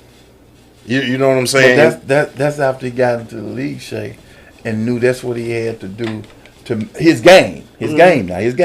That's what he had to do to be who he is. But you gotta understand, when he first came to the league, he wasn't that big. No, that's what I'm saying. Like I said, 2003 to like he was pulling up, shooting. Yeah, he was passing everybody, jamming on the big guy. Yeah, you know what I'm saying. So he had the skill to do it, but in order to stay there, he had to change that because they're gonna do him like they did AI, and he didn't have that kind of thing like AI did. Right. Nah. And I hate to say it because everything, as JB said, exposure season. Everything is coming. I don't know when it's gonna happen, but when they say that he was on them steroids, it's coming. Yeah, and just so y'all heard it here first. It's coming. Come on, man. It's you coming. see how big he was? It's coming. Yeah, that's what I'm saying. Like this. 3 years in there, he just started doing like this. Yeah, that's what I'm saying. Like, man, he got like his head did like Barry Bonds' head. Like, it's coming. Man. It's coming. It's coming. And but even like when we talking about LeBron, so but LeBron was exciting to your point. From 2003 probably to 2020. To 2020, when that first year in LA, I think he was good. But after that, I would say midway through when he went back to Cleveland the second time. I would say from 2003 maybe to like maybe 2017 maybe. That's when they. And then it just kind of got to be where it's like, okay, I'm not, because you don't want to go to the rack because you don't want to shoot free throws. Mm-hmm. His jumper was still suspect. Yep. You know what I'm saying? Like he's got more efficient shooting now. Yeah. But because he'd be wide open, right? Like, well, he kept working at it. Yeah, right. he did. He kept working at it. He did. Yeah, he kept working at it. He definitely did. But going that for SGA now, like I said, salute to OKC for winning the NBA Finals. Yeah. But it just feels, and if you see it, it's a lot of trades going on. Boston made a trade today with Portland. I don't know why they traded Jrue Holiday. Well, he was getting old. It's too much money too. He didn't do nothing. He didn't do nothing. So he didn't do nothing. Yeah, he didn't do nothing. I get it, but he didn't do that. But the way the league is going now, so many trades are going on because everybody looking like OKC won this thing. They ain't like that. Like they good, but it's like and OKC is such a large market. Yeah, well, they're a small market. That superstars want to go play for.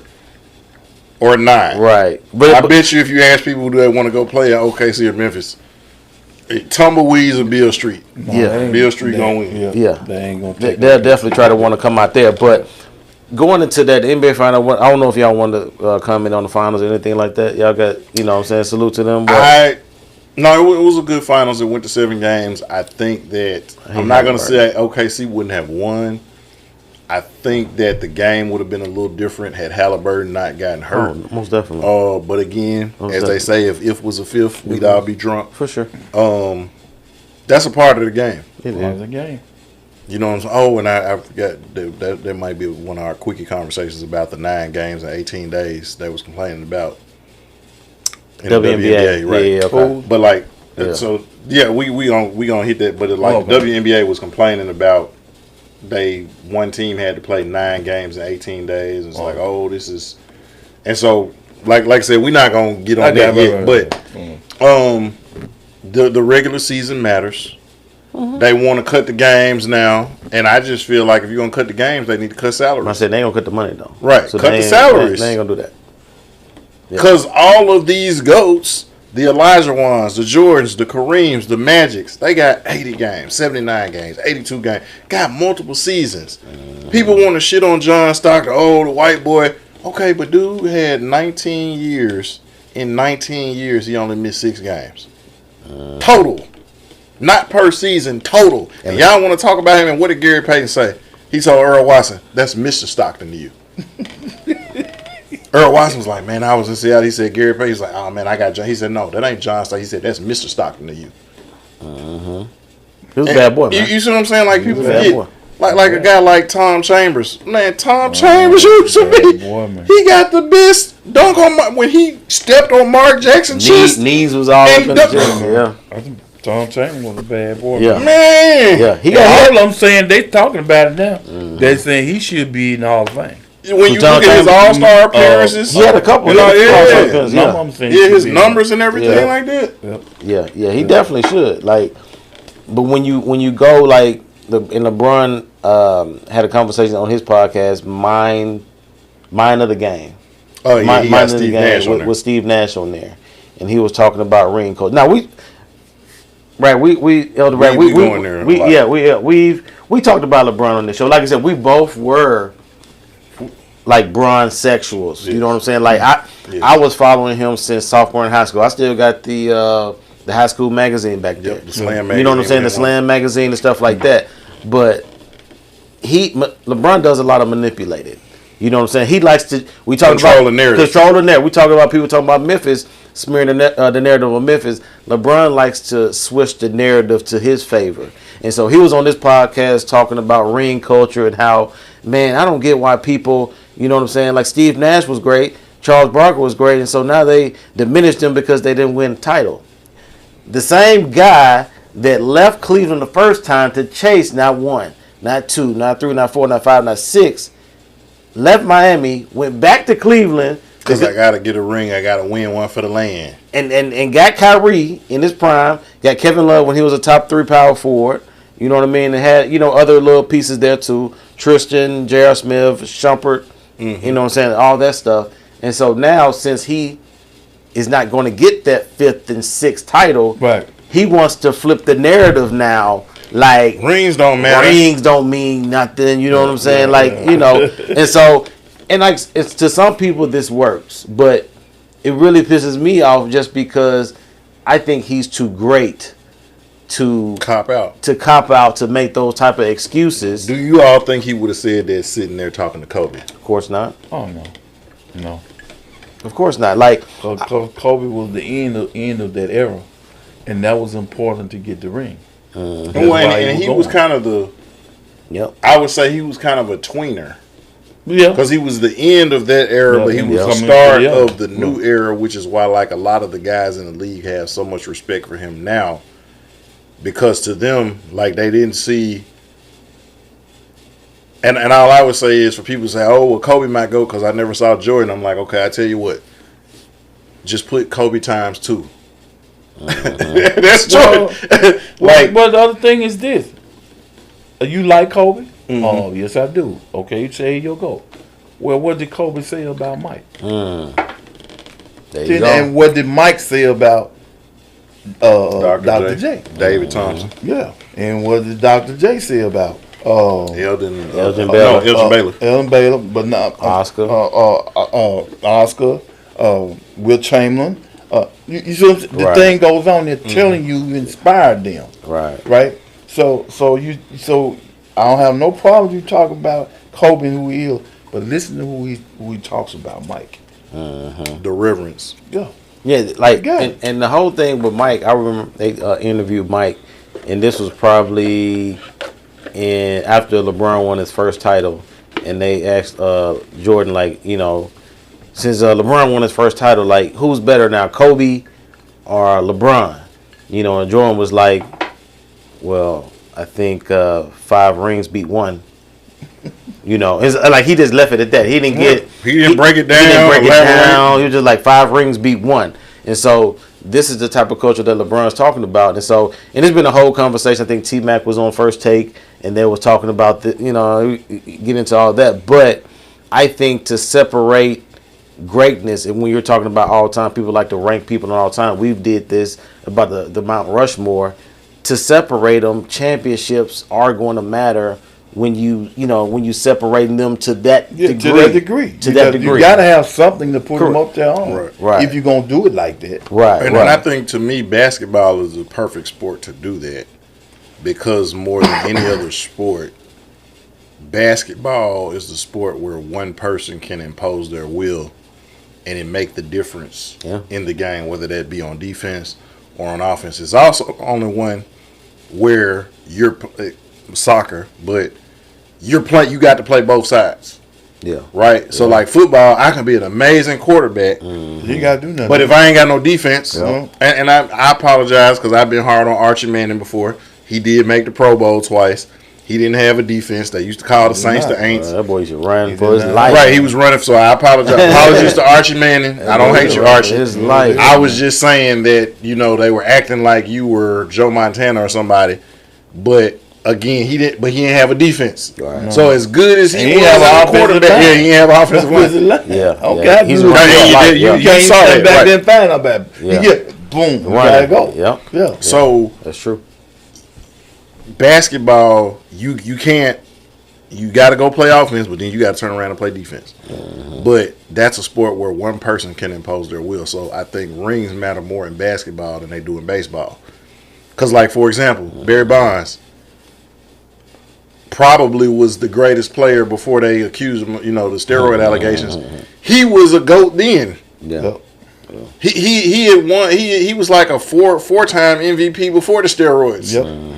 He won 3 more afterwards, but he had won 4, and he basically was like, okay, y'all giving Sammy Sosa and Mark McGwire all these props because they juicing. Well, watch what happened when I do it. Let's see what happened when the GOAT take it. And he was way better than everybody else, right? Sir. But he ain't had no pitching staff.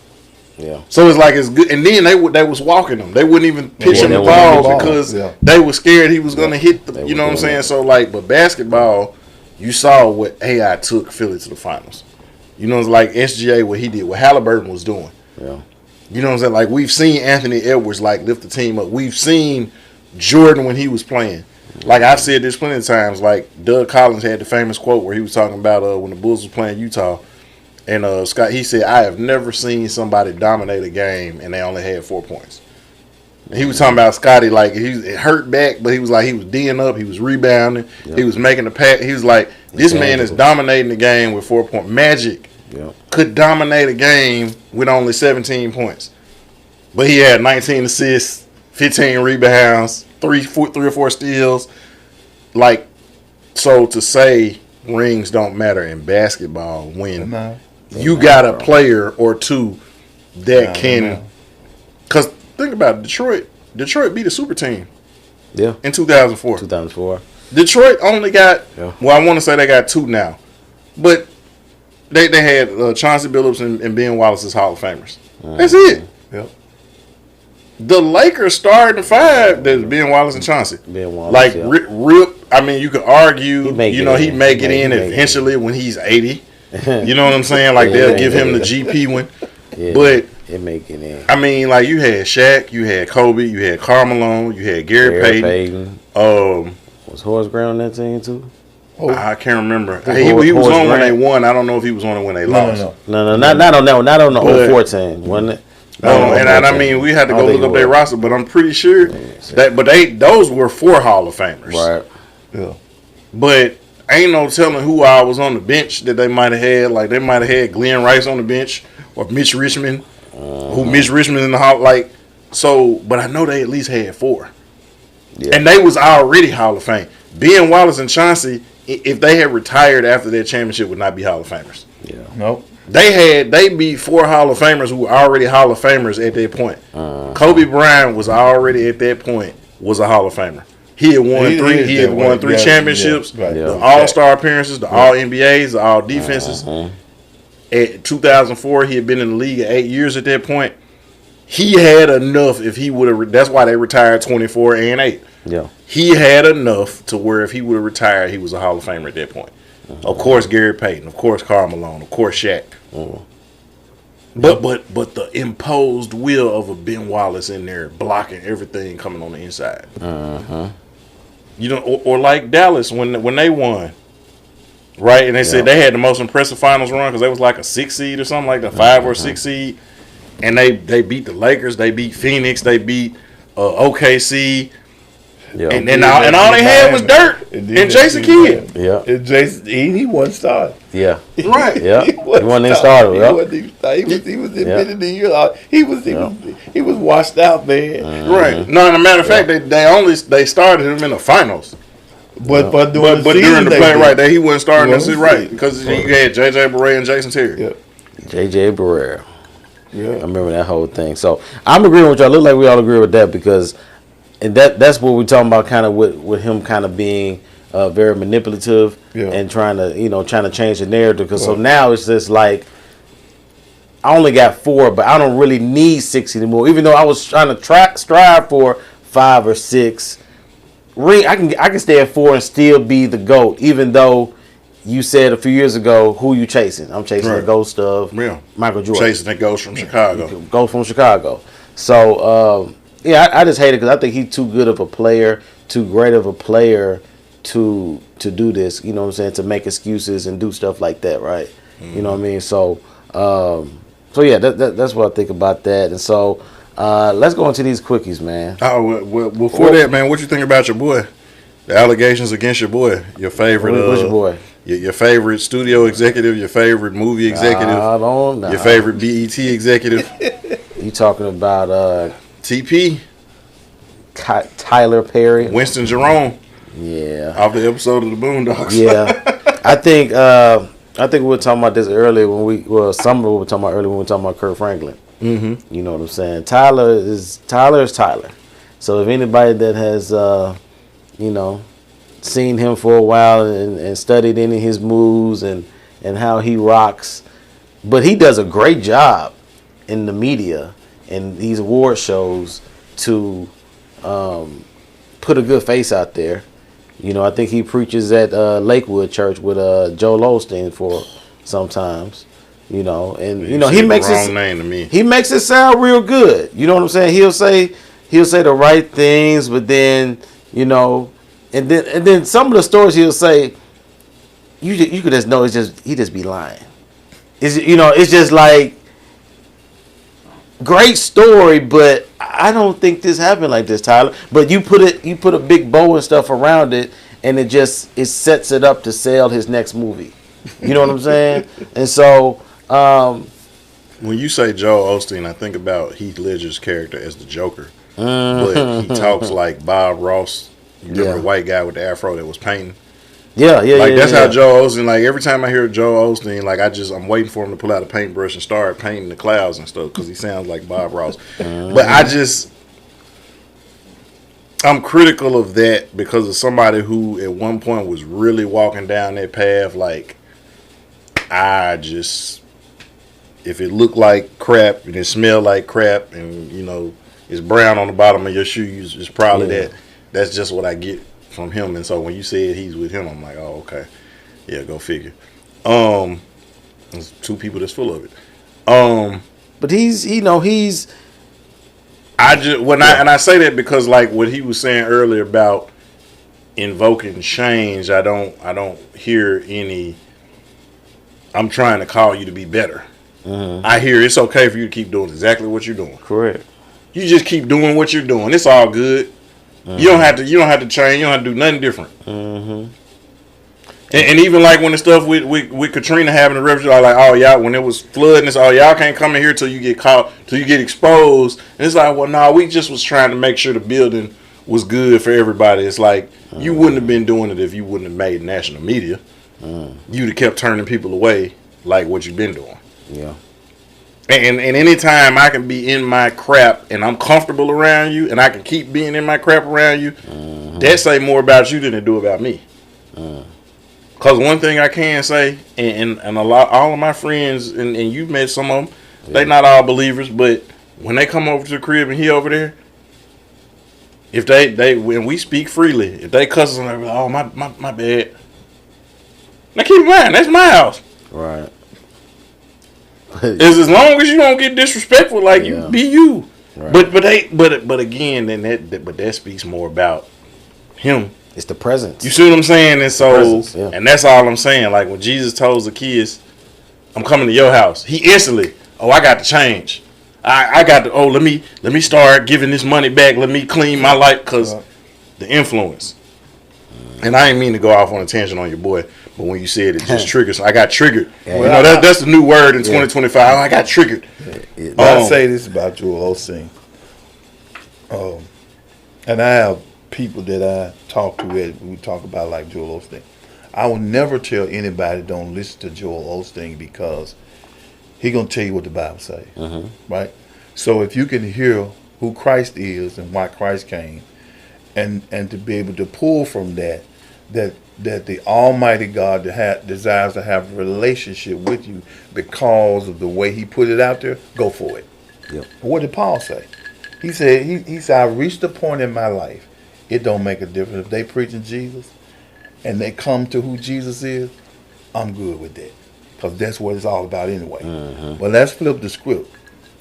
13 years ago, ABC had him on, just like they did Fred Price Sr. This was after that. Right. They had him on, and they was thinking, well, how did you really wasn't into ministry? Of course, you was with your dad, what he was doing there. And then your father passed, and then you came on to do that. How did you get your church? Now, I'm listening to him. This live TV, right? And they said, well, how do you get your church to grow like it is? And out of his mouth, he said, I don't teach doctrine. I said, huh? I said, did I hear that right? And the guy who interviewed was like, he said, you don't do what? He said, I don't teach doctrine. I said, well then what in the world are you doing? Because if you got to teach doctrine to help me make a change. Right. I don't have to change, right. But you're putting that out there for me to tell me that God is expecting for you to transform your thinking so you can change your actions. And you don't teach doctrine? What you doing? Nothing. Right? Right. So I'm working at FedEx. And this young guy I was working with, we're just talking like we talking now. He was like, man, I like Joel Osteen. Well, I hadn't heard that they hadn't interviewed him at that point. Yeah. So he was like, man, I listened to Joel Osteen. I said, that's good, keep listening to Joel Osteen. Then I heard that. So I came back to work that night. I said, he didn't show up that particular night he did it. So the next night he came, I said, did you hear Joel Osteen? He said, no, I didn't. I said, they interviewed him on ABC. He said, I missed it. He said, well, I said, nope. I said, you go home, pull it up, and listen to it, and tell me what you heard. Okay, Mr. Ragland, I'll do that. So he went home. The next day he came back, and he didn't talk about it. We was talking about it. He didn't bring it up, right? Yeah. I said, did you pull it up? Yeah, Mr. Ragland, I pulled it. I said, well, what'd you hear? He said, he don't teach doctrine. I said, exactly. You don't teach doctrine? Yeah. You're not helping anybody to change. Yeah.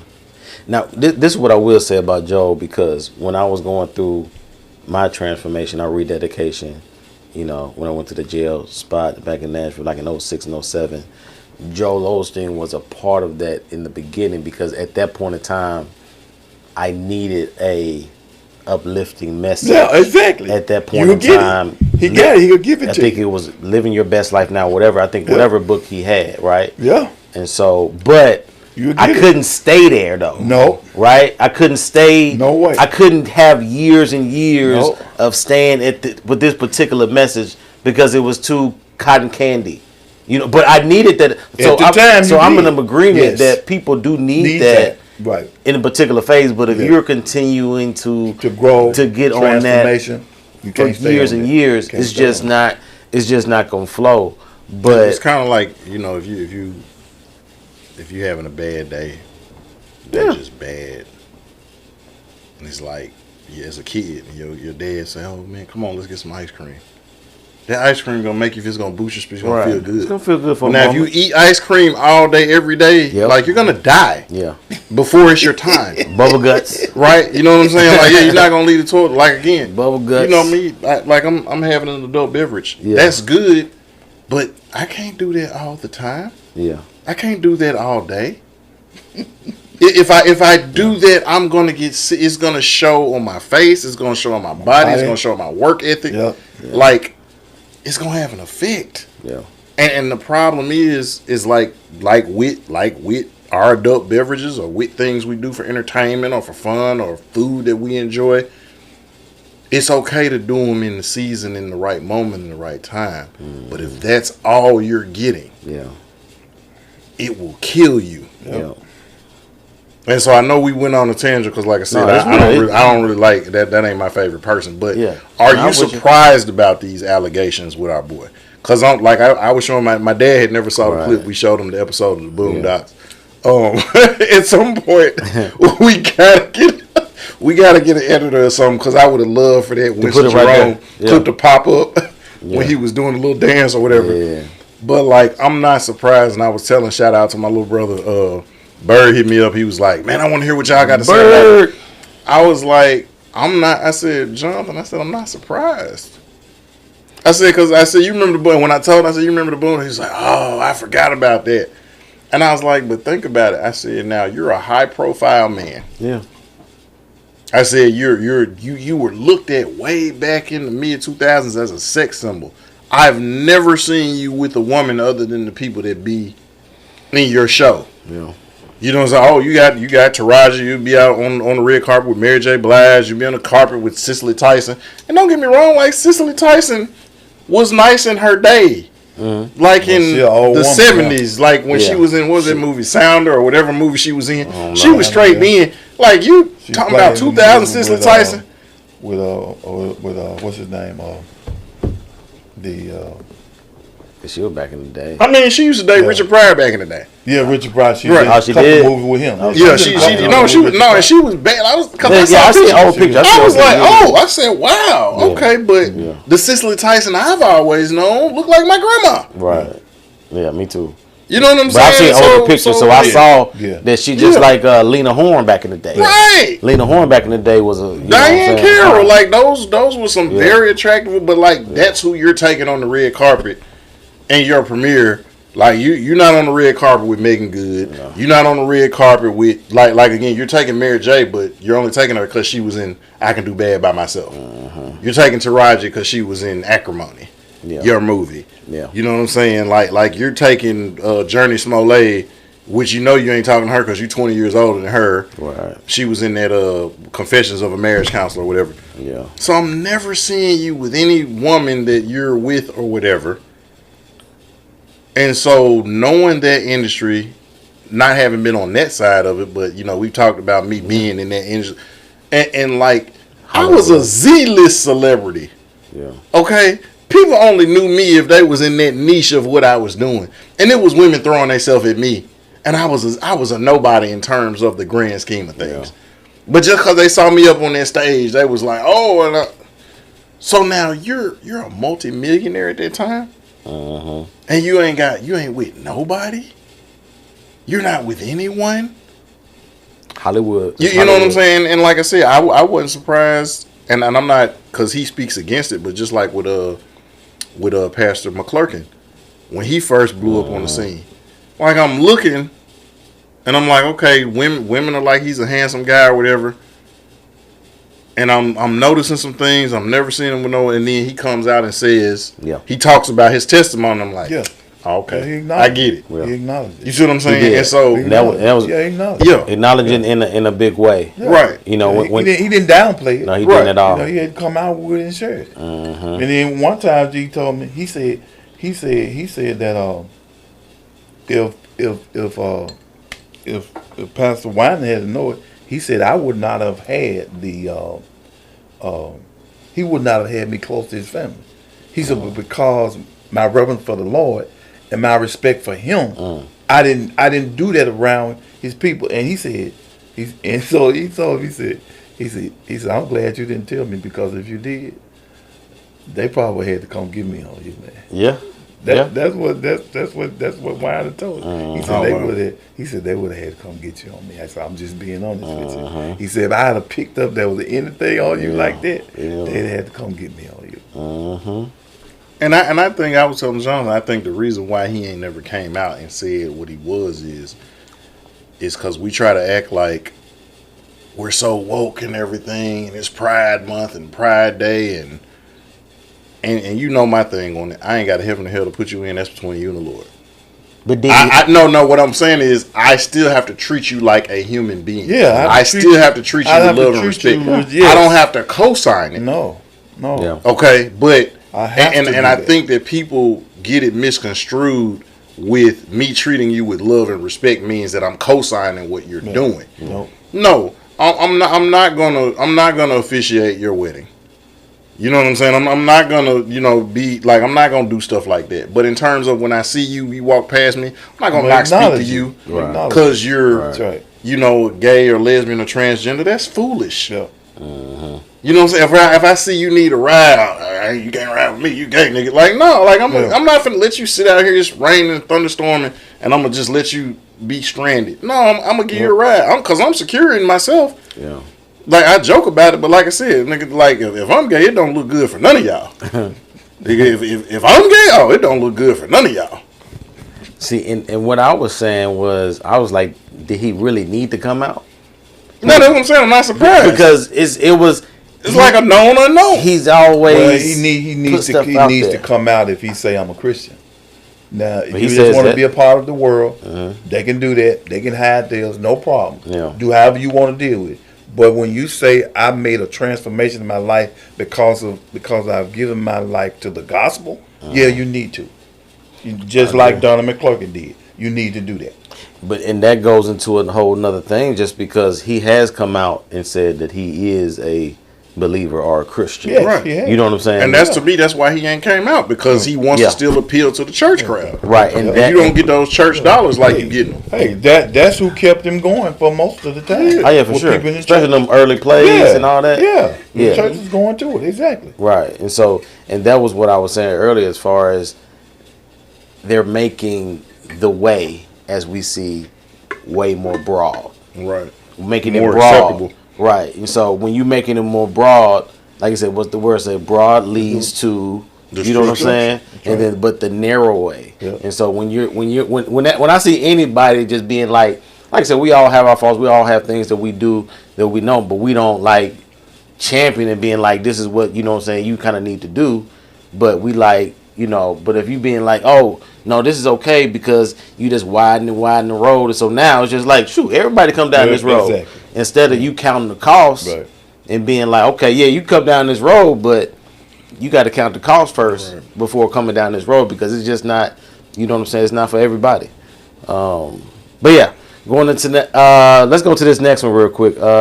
We good with the quickies now? Yeah, we go to the quickies. All right. Now, your cousin, you know what I'm saying, overdose.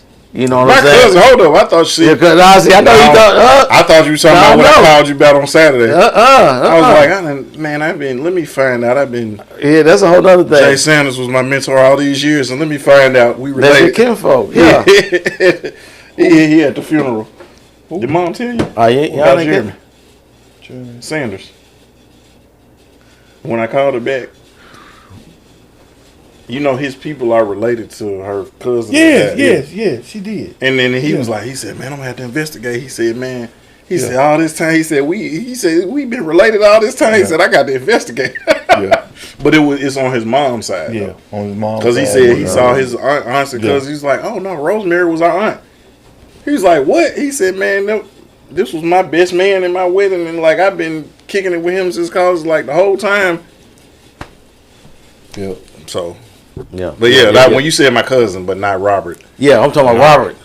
Robert Kelly overdosed. No. In jail, correct? Yes. Was in jail? Yes, in jail. Oh, you saying that he was telling they were trying to kill him? Yeah. Right. Yeah. Yeah. I'm just saying that's what he said. Right. Now, I saw a couple of headlines on it. I didn't get deep into it, and I did see that.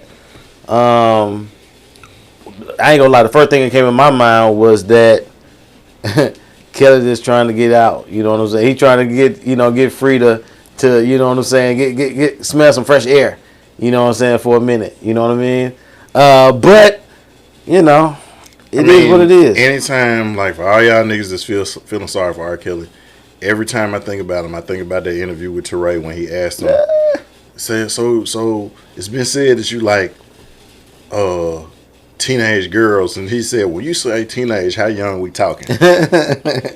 Teenage, if that didn't, and we talk about all these red flags and stuff like that, if that didn't raise a red flag up for you when that was his response, not like like 19, you know, okay, well, that's an adult. No, he said, how young we talking? And he kind of rose it like, how young we talking? Like, he like, oh, that made his spider sense tingle. He comfortable. So now I do hope, I believe in redemption for everybody. Mm-hmm. I do hope that when he had this song, he saved me. I hope he saved him for real.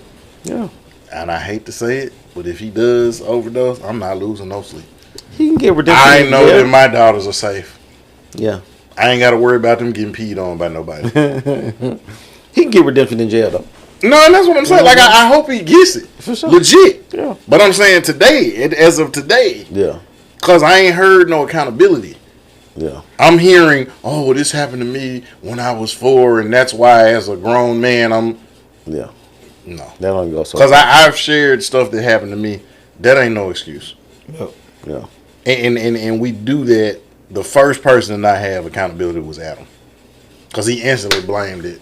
And Eve followed suit. That woman you gave, you know what I'm saying? And she put it on the street. Right. And everybody so, do it. right. Mm-hmm. You know what I'm saying? So now, for the most part, we say men in the Bible, you know, they at least repent. Like, women ain't got no accountability ever since. No, you know what I'm saying? Like, they, but see, but like I said, but like, you know, like when David, when it was brought to his attention, you know what I'm saying? David, what did he do? He instantly repented. Yeah. But when? No, when it was brought to his attention. But when? When it was brought to his attention. But he already knew he was wrong from the beginning. When it was brought to his attention. But when, now somebody said, I see it. Right. But what I'm saying is, it was the acknowledgement, like, okay, I screwed up.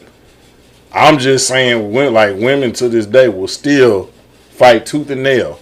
They will go down with the ship.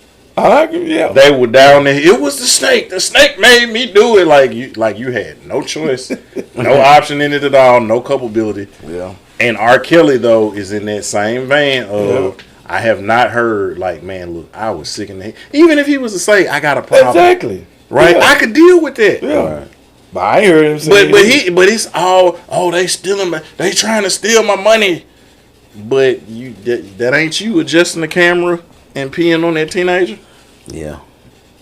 You know what I'm saying? Like your team didn't pay for her to be out of the country when they were supposed to testify in their first trial. Yeah. You know what I'm saying? Like that's all I'm saying. So again, I hope he gets redemption. I can't even listen to his music because every time I hear it, all I think about is a teenage girl, and I just can't. Yeah. I just can't. Yeah. I don't see how anybody could get turned on by that. Yes. If you hear him and you get turned, like you talked about, I can't even listen to Kirk Franklin. Yeah. The only gospel music I listen to in terms of that type of, like, I only listen to like the Whinings and Commission, and that's it. I don't listen to nobody new. I can still listen to Kurt just because I can separate you being gifted in this vein as far as music and stuff like that. It's just entertainment. And certain, you know what I'm saying? It's just like Lecrae is gifted. Not get me in the presence. Lecrae is gifted, but I don't agree with Lecrae in some of the ways he moves and does stuff like that. But I go can listen to "Running Back to You" by Commission and tell me you don't get. You go listen to "Running Back to You" by Commission. Oh yeah. You know what I'm saying? Commission is goated though. Or Ordinary just won't do. Commission is goated. Jamie Foxx got his whole style from Commission. Yeah, that's what I'm saying. Like any people don't really. But yeah, if you listen to Commission and you listen to Jamie Foxx and his ballads and stuff like that, you hear Commission. If you know about Commission, right? Or the Whinings, go listen to Tomorrow. Yeah, yeah. Like if that don't get you, that make you check yourself. You got to look in the mirror out there and that's like, yeah. Woo. It's a whole different thing. Yeah. It's a whole different thing. What we got next? Angela Simmons and Yo Gotti. My only issue with that is like as much as he was, and so Angela Simmons is you remember Run DMC? Yeah. She's Run's daughter. Right. Runs daughter. His youngest daughter. I Right. think I read something His about youngest that. Like His as youngest much daughter, as yeah. he was after her and he was putting it in songs, Made a song and of it, right? when they was interviewing her, like that. Oh, I mean, interviewing him, like, oh, it's all about her, all about her. And when they interviewed her, like, she was like, that ain't what I wanted. Yeah. I didn't want to break up with him. I thought this was the end game for me. And so, for as much as you made it a public spectacle to be after her Yeah. and everything like that, that's my only disappointment, in the whole thing. I think that for his image and everything at the time, I think she classed him up. Yeah. You know what I'm saying? Like, Gave him like 'cause kinda most like, of the people, uh, like, yeah, she kind of made him red carpet worthy.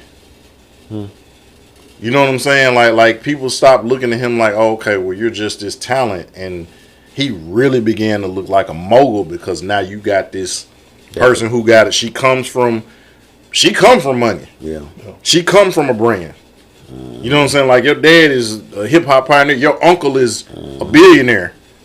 You know what I'm saying? Russell Simmons, like, I mean, granted, we ain't gonna talk about that, but I'm just saying, yeah, you come talking from about the money. money. You Yeah. got money. You come from Yeah. knowing how to do this. You're not strange to the red carpet and having cameras on you and all of that. Yeah. And so now you can't tell me some of his way that he cleaned his image up didn't come from being around that.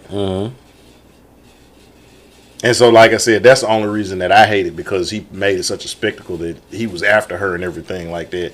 And then she said, now I will say, she didn't say whatever he did. She didn't put him out there like that. No, she didn't. But she did say it wasn't my like, if it was up to me, it wouldn't be that.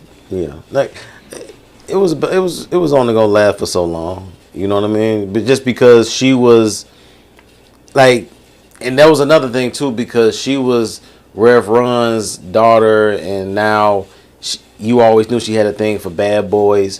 Her baby daddy ended up getting shot in the streets or something like that. The dude she got a baby with, and so she always had like this fetish scene for bad dudes. And so, and Yo Gotti, come from North Memphis out here, and so he's from the Ridgecrest, like what I was talking about earlier. and so it was cute. It was a good photo ops. Yeah. Had some good pictures and good stories, acting like it's gonna be a forever type of situation. But like I said, eventually, if you're living a certain lifestyle, and she's saying she want this, and he's over here, over here doing that, what we say, oil and water ain't gonna mix. It can flow for a while. Yeah. But At some point, you see the separation. Yeah. At some point, it was gonna separate, and so I at least give her credit for acknowledging it. Yeah. And not just being like, I'm gonna marry you anyway, Right. and just what I'm saying, like, nah, man, just like it was what it was. So what do you do if your daughter dates a bad boy? Pray and stay strapped. Right. I mean, because you already know I'm that's my life. Yeah, Anyway, because I'm learning, like you're far ahead of the game, because you got a daughter that's almost 18.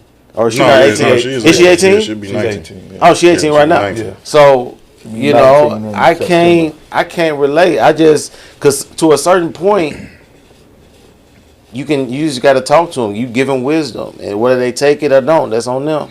Like I said, and I've said this again, and you probably can attest to this. Women are going to, like, if a woman knows who her daddy is, it's either going to be one or the other. She's going to date all the way who her daddy is, or she's going to go to the complete opposite of who her daddy is. Point blank, period. Now, I don't know what I can say from my mom's dad and my dad. They east and west. Nobody would ever confuse him with that nigga. And I speak freely on him. Like, we did not have a good relationship. I didn't fool with him. I could walk in the room and I speak to everybody in the room. Like, that was where our relationship was. But it was nothing. I noticed no qualities in him that was like my dad. My dad always had something good to say about even people he don't like. My granddaddy never had nothing good to say about nobody. My dad always looking how he can help people. My granddaddy always looking how he can get over on people. My dad was a man of standard and principle and practice. My granddaddy had no standard. To quote Doc Holliday from Tombstone, his hypocrisy knows no bounds. Yeah. And I'm just speaking from my experience. Like some other people have other experiences. Like I'm just speaking from my experience. And so, and I alluded to that to say, I don't know everything there is to know about Run, but to your point, her liking the Bad Boys and stuff like that, I would say that he's probably maybe the mogul side of it. Yeah. But it's kind of the 80-20 thing. Yeah. Like, don't take 20% of me and say, oh, he just like you. No, he's not. That's only 20%. He more not like me than he is like me. And so maybe, okay, well, my granddaddy lived in South Memphis, my daddy from South. That's the 20%.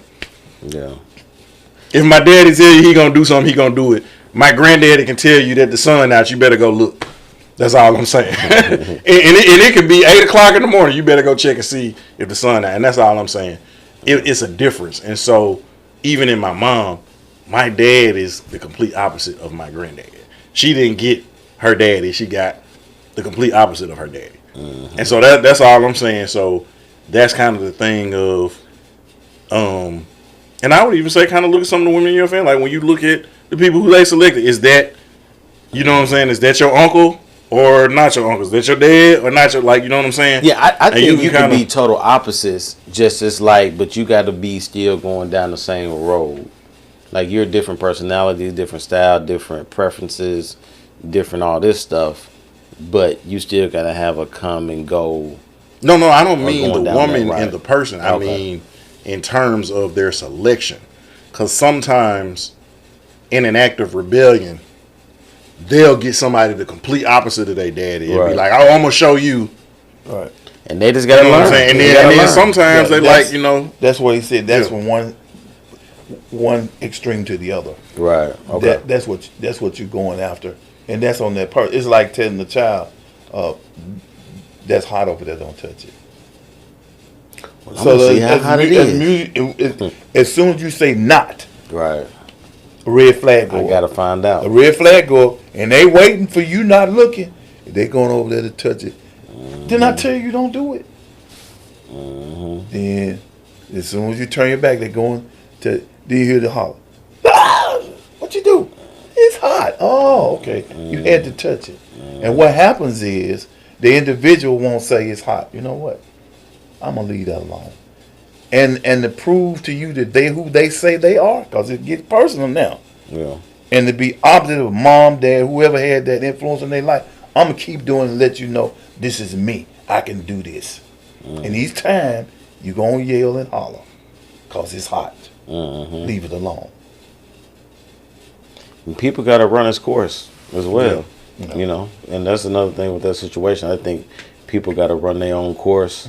And so, especially when they grown, it's like when Abby if she happened to date a dude like that, and is on sister, you know what I'm saying, she had a situation, and so I told you how I felt about that guy, right. You know what I'm saying, and I told her certain things, but she wanted to continue to go how she wanted to go, and she wasn't the one that was Michael B. Jordan, was it?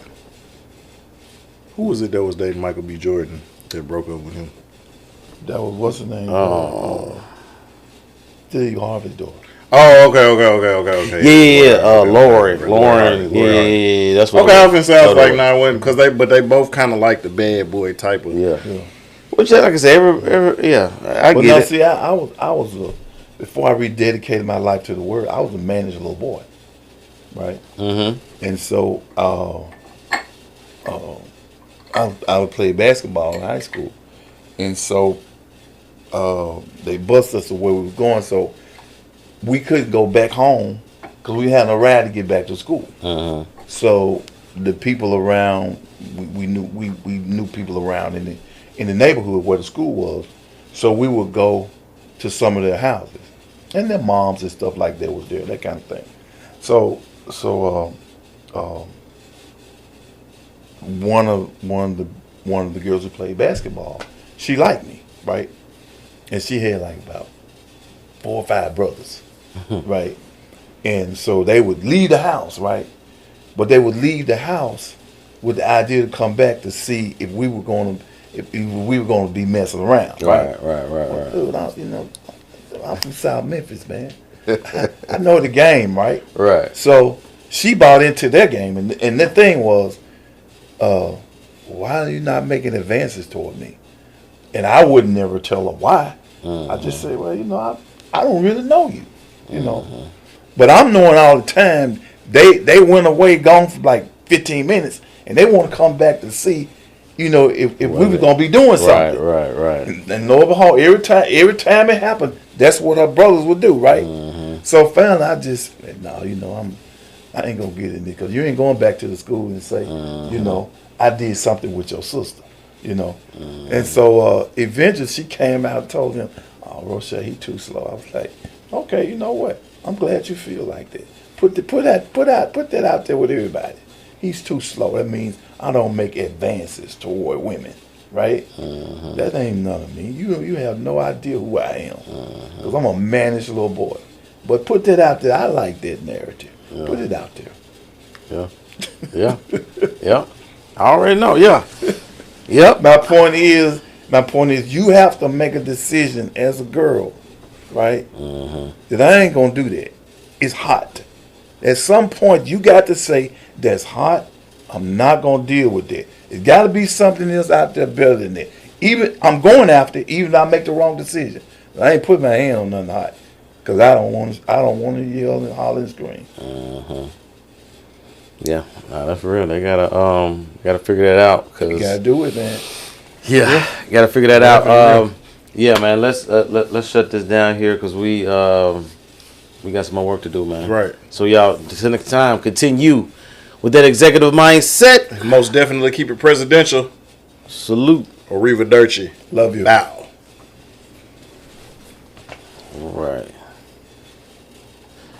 All right.